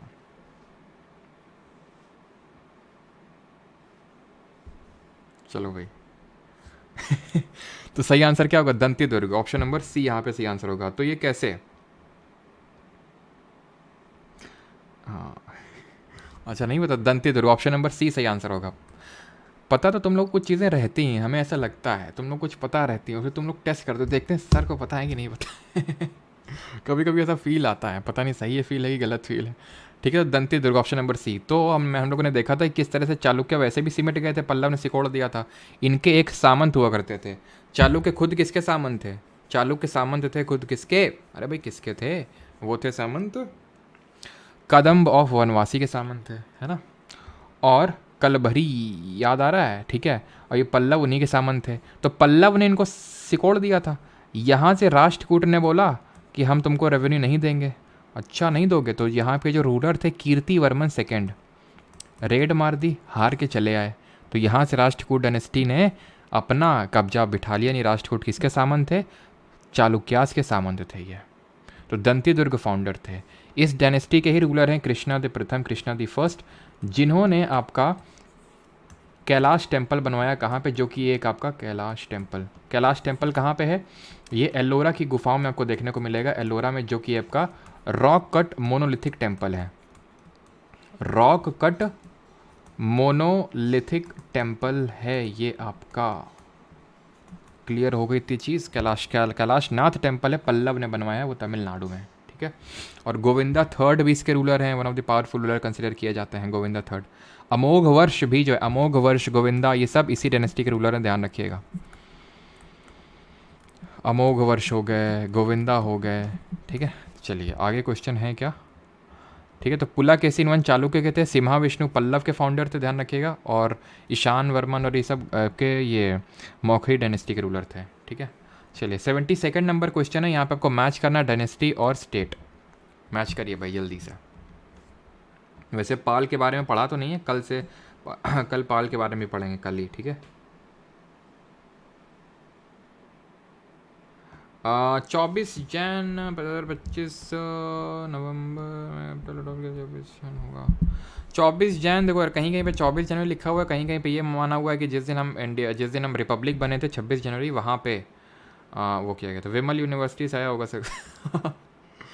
विमल यूनिवर्सिटी वाला क्वेश्चन नहीं भाई आज, विमल यूनिवर्सिटी वाला अगले में रखेंगे, ठीक है, अगले वन शॉट में। सर जल्दी भूख लग, अरे भाई जल्दी करो, भूख लगी किसी को। तो कदम्ब ऑफ वनवासी, खरावेला पढ़ाए थे, खरावेला छेदी डायनेस्टी, यहाँ पे इसको खरावेली डायनेस्टी बोलते हैं। खरावेला रूलर का नाम है जिन्होंने उदयगिरी और खंडगिरी की केव्स बनाई थी। याद है उदयगिरी और खंडगिरी जो उड़ीसा में है। इनको हमें कंफ्यूज नहीं करना है किससे, इनको कंफ्यूज नहीं करना है उदयगिरी की जो केव्स हैं विदिशा मध्य प्रदेश में, उसको किसने बनवाया था, जहाँ पे ग्रेट बोर को दिखाया गया, वराह को दिखाया गया, विष्णु जी के अवतार को दिखाया गया, जहाँ मदर गॉडेस अर्थ को हमारी प्रोटेक्ट कर रहे हैं। तो ये हो जाएगा ऑब्वियस सी बात है उड़ीसा में विद नो डाउट। पाल जो थे वो आपके बंगाल में थे। अब चालुक्य कहाँ पे थे, तो चालुक्य आपके रीजन ये आपका कर्नाटक वाले रीजन में इन्होंने टेम्पल बनवाए थे, आईहोल और पट्टाडकल। तो कदम हो जाएंगे कहाँ पे, गुजरात में। तो 4 1 2 3 यहाँ पे और लो। तो भाई इसका तो 1 होगा और इसका तो 3 होगा, इसमें कोई डाउट नहीं होना चाहिए। ये किसी भी एग्जाम में क्वेश्चन नहीं पूछा गया, इसीलिए मुझे थोड़ा सा इसमें वही हो रहा है। ठीक है, क्योंकि जो कदम्ब थे वो नीचे थे, क्योंकि अब हमें इसको रिवर्स करना पड़ेगा। अगर ऐसा नहीं है, क्योंकि खरावेला तो उड़ीसा में होंगे, उसके आसपास तो कोई स्टेट नहीं है जो हम रिवर्स वो कर सकें। पाल भी आपके बंगाल में ही होंगे विद नो डाउट। तो इसको 2 देना पड़ेगा कदम्ब को, यानी कि ये कर्नाटक वाले रीजन में करना पड़ेगा और चालुक्य को गुजरात वाले रीजन में करना पड़ेगा। लेकिन हमने देखा चालुक्य भी गुजरात में ही थे, सॉरी कर्नाटक में ही थे, क्योंकि वो कदम्ब के फ्यूडेटरी थे, सामंत ही थे। तो इन्होंने ही तो बनवाए थे आईहोल और पट्टाडकल में टेम्पल। जो अभी हम देख रहे थे लड़खान हो, चाहे लड़खान हो, रावण फाड़ी के वो विरूपाक्ष हो, सब कर्नाटक में ही है। तो 2 1 4 3 अब मारना पड़ेगा, ऑप्शन नंबर बी, कोई नहीं। ठीक है, तो उदयगिरी की जो केव्स हैं, जो उदयगिरी की जो पहाड़ियाँ हैं ना, उदयगिरी की केव्स, ये उदयगिरी की जो केव्स हैं इसको बनवाया था चंद्रगुप्त सेकंड ने। जो भी मैं बात कर रहा था ग्रेट बोर वाली है ना, विष्णु जी की केव्स हैं, विष्णु जी की और कुछ शिव जी के लिए भी हैं उसमें। जैसे अजंता एलोरा पढ़ते हैं, तो जब अजंता एलोरा पढ़ते हैं ना, तो अजंता एलोरा बनवाना तो सातवाहना ने चालू किया था, और इसमें राष्ट्रकूट का भी काफ़ी कंट्रीब्यूशन था, वाका टका का भी था और राष्ट्रकूट का भी कंट्रीब्यूशन था इसको बनवाने में, जो कि आपको महाराष्ट्र में देखने को मिलेंगे। कहाँ पे, संभाजी नगर, जिसको पहले औरंगाबाद के नाम से जानते थे, अजंता एलोरा में। और अजंता की जो गुफाएं हैं वो तो मेनली बुद्धिस्ट केव्स हैं, लेकिन जो एलोरा में तुम्हें केव्स देखने को मिलेंगे बुद्धिस्ट भी हैं, जैन भी हैं और हिंदू भी केव्स हैं इसमें एलोरा में जो गुफाएं हैं। ठीक है, ख़त्म हो गया। कुछ बचा हो तो बताइए, कुछ बचा हो तो बताइए। ख़त्म हो गया सब कुछ। ठीक है, कलछुड़ी गौड़ और ये पल्लव, राष्ट्रकूट, मौखरी, ठीक है, मैत्रक, सब देख लिए, कोई नहीं बचा। अब कितना स्कोर किया जरा ये बता दीजिए।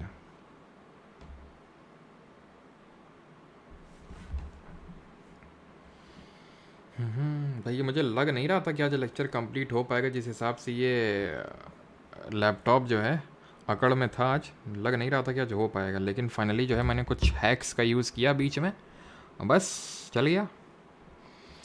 टैलेंट होना चाहिए आदमी में। ठीक है, अब कभी मैंने शो ऑफ नहीं किया है, मतलब वही है कि कभी इस बात का जिक्र करता नहीं हूँ, लेकिन तुम लोग कभी अप्रिशिएट नहीं करते हो इन सारी चीज़ों का, कि कभी अप्रिशिएट भी कर दिया करो। लेक्चर खत्म। और मैं नया लैपटॉप लेने वाला हूँ, पता है कौन सा लूँ नया लैपटॉप, बताओ। ये मेरा जो लैपटॉप करेंट लैपटॉप है ना, पता है कितने साल पुराना है? ये लिया था मैंने 2000, कब लिया, 2020 में लिया था शायद, जो जनवरी 2020 में लिया था शायद, 2020 में ही लिया था, 2021 में लिया था, जनवरी में लिया था। बाबा की काफ़ी तबीयत ख़राब हुआ करती थी उस समय, तो उसी टाइम पे लिया था। मुझे याद है बाबा के साथ बैठ के चलाया करते, बाबा को दिखाया करते थे, बाबा ये देखो, बाबा ये, इसमें बाबा की तबीयत काफ़ी ख़राब हो गई थी उस समय, तो मतलब बाबा एकदम ही मतलब रिस्पॉन्ड नहीं कर रहे थे, लेकिन अभी बिल्कुल सही है।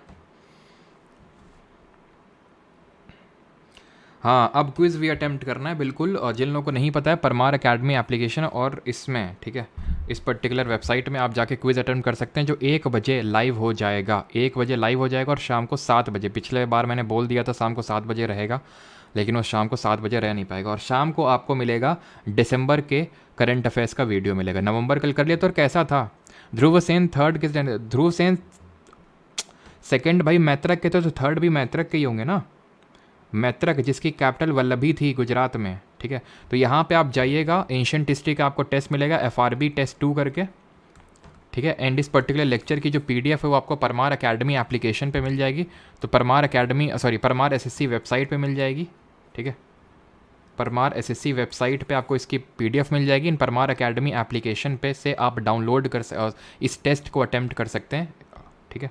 100 रुपये किसने भेजे हैं? सर ज्योग्राफी का 1 शॉट रिवीजन करवा दीजिए जैसे पॉलिटी में करवाए थे, बहुत बेनिफिशियल रहेगा जे एग्ज़ाम के लिए, बहुत वेटेज है ज्योग्राफी का सर।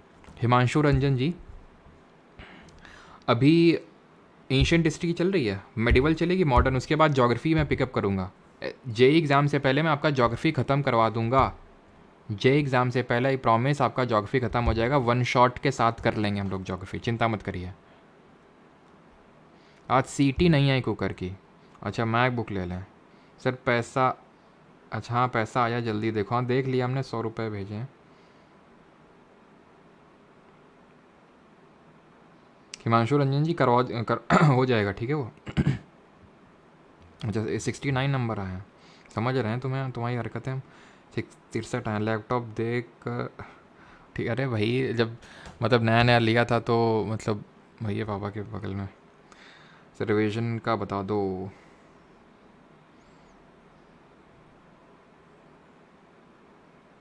सर थोड़ा देर आँख को रेस्ट दे दें, बहुत दर्द होने लगा है।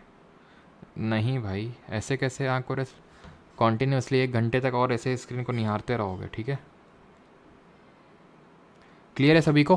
तो वेबसाइट में जाके लाइव टेस्ट के सेक्शन में जाएंगे, वहाँ पे टेस्ट अटैम्प्ट करेंगे और 1 से 7 बजे तक आप इसको अटैम्प्ट कर सकते हैं, एंड बाकी बाद में भी अटैम्प्ट कर सकते हैं, लेकिन जो PDF अपलोड होती है टेलीग्राम चैनल पे रैंकिंग के साथ कि किसकी कितने नंबर आए, तो वो सिर्फ 1 से 7 बजे वालों की होगी, बाद में आप अटैम्प्ट तो कभी भी कर सकते हैं।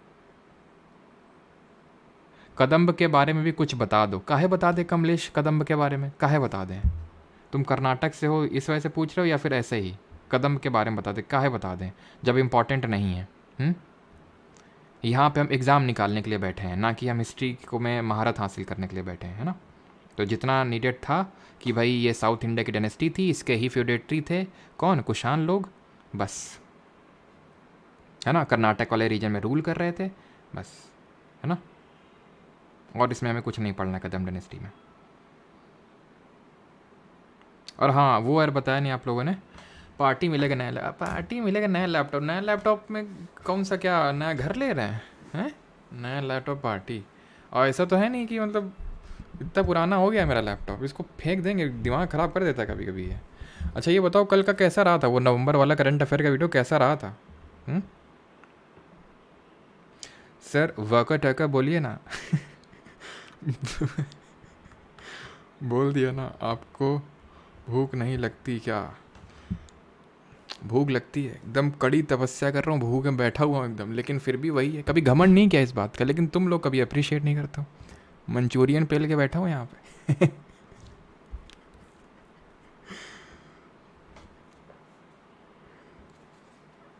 रिवीजन स्ट्रैटेजी, रिवीजन के लिए स्ट्रैटेजी बताएंगे किसी दिन आराम से फ्री होके, रिवीजन की स्ट्रैटेजी बताएंगे ना।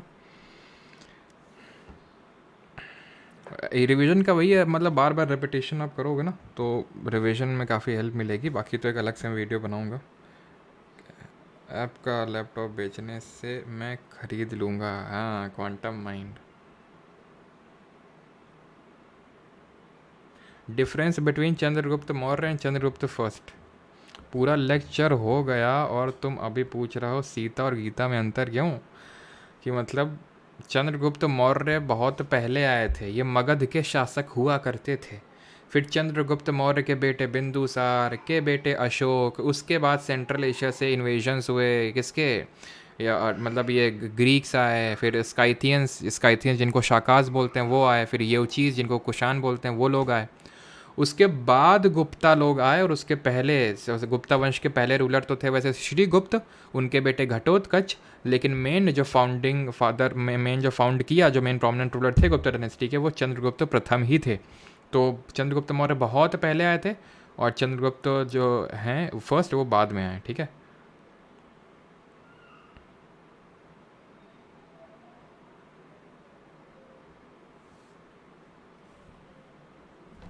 सर कल मोदी जी आए थे, आप गए थे सर? कहाँ पे आए थे? हैं? कहाँ पे आए थे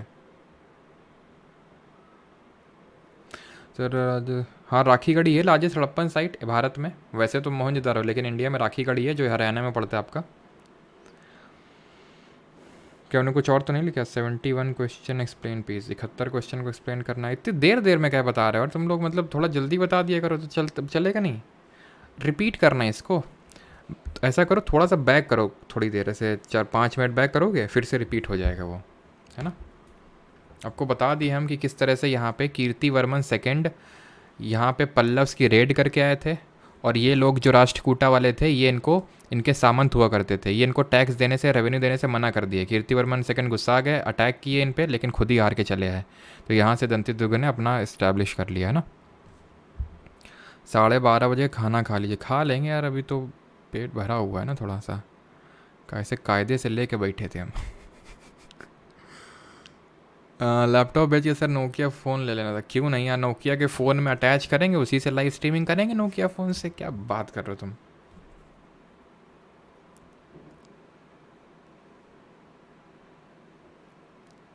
नवंबर की पीडीएफ वो करंट अफेयर की नहीं मिलेगी। पीडीएफ पहले से पड़ी हुई है परमार एसएससी टेलीग्राम पे, अगर आप देखेंगे तो जब मैंने पढ़ाया था करंट अफेयर्स यूट्यूब पर, तो वो पीडीएफ पड़ी हुई है, ये पीपीटी वाली जो पीडीएफ होती है नोटेड फॉर्मेट में। तो वहाँ से अब बाकी, अब चलो टेस्ट का टाइम हो गया, 1 बजे खाना वाना खा लो, आराम से सो लो, आराम से टेस्ट देना बढ़िया फ्रेश माइंड से, ताज़े माइंड से, ताज़ा हो ले, ठीक है। चलो धन्यवाद। और कल से स्टार्ट करेंगे क्या, मेडिवल हिस्ट्री कन्नौज में फाइट करवाएंगे। कल से मज़ा आएगा एक्चुअल में, अभी तो सब थोड़ा सा कन्फ्यूजिंग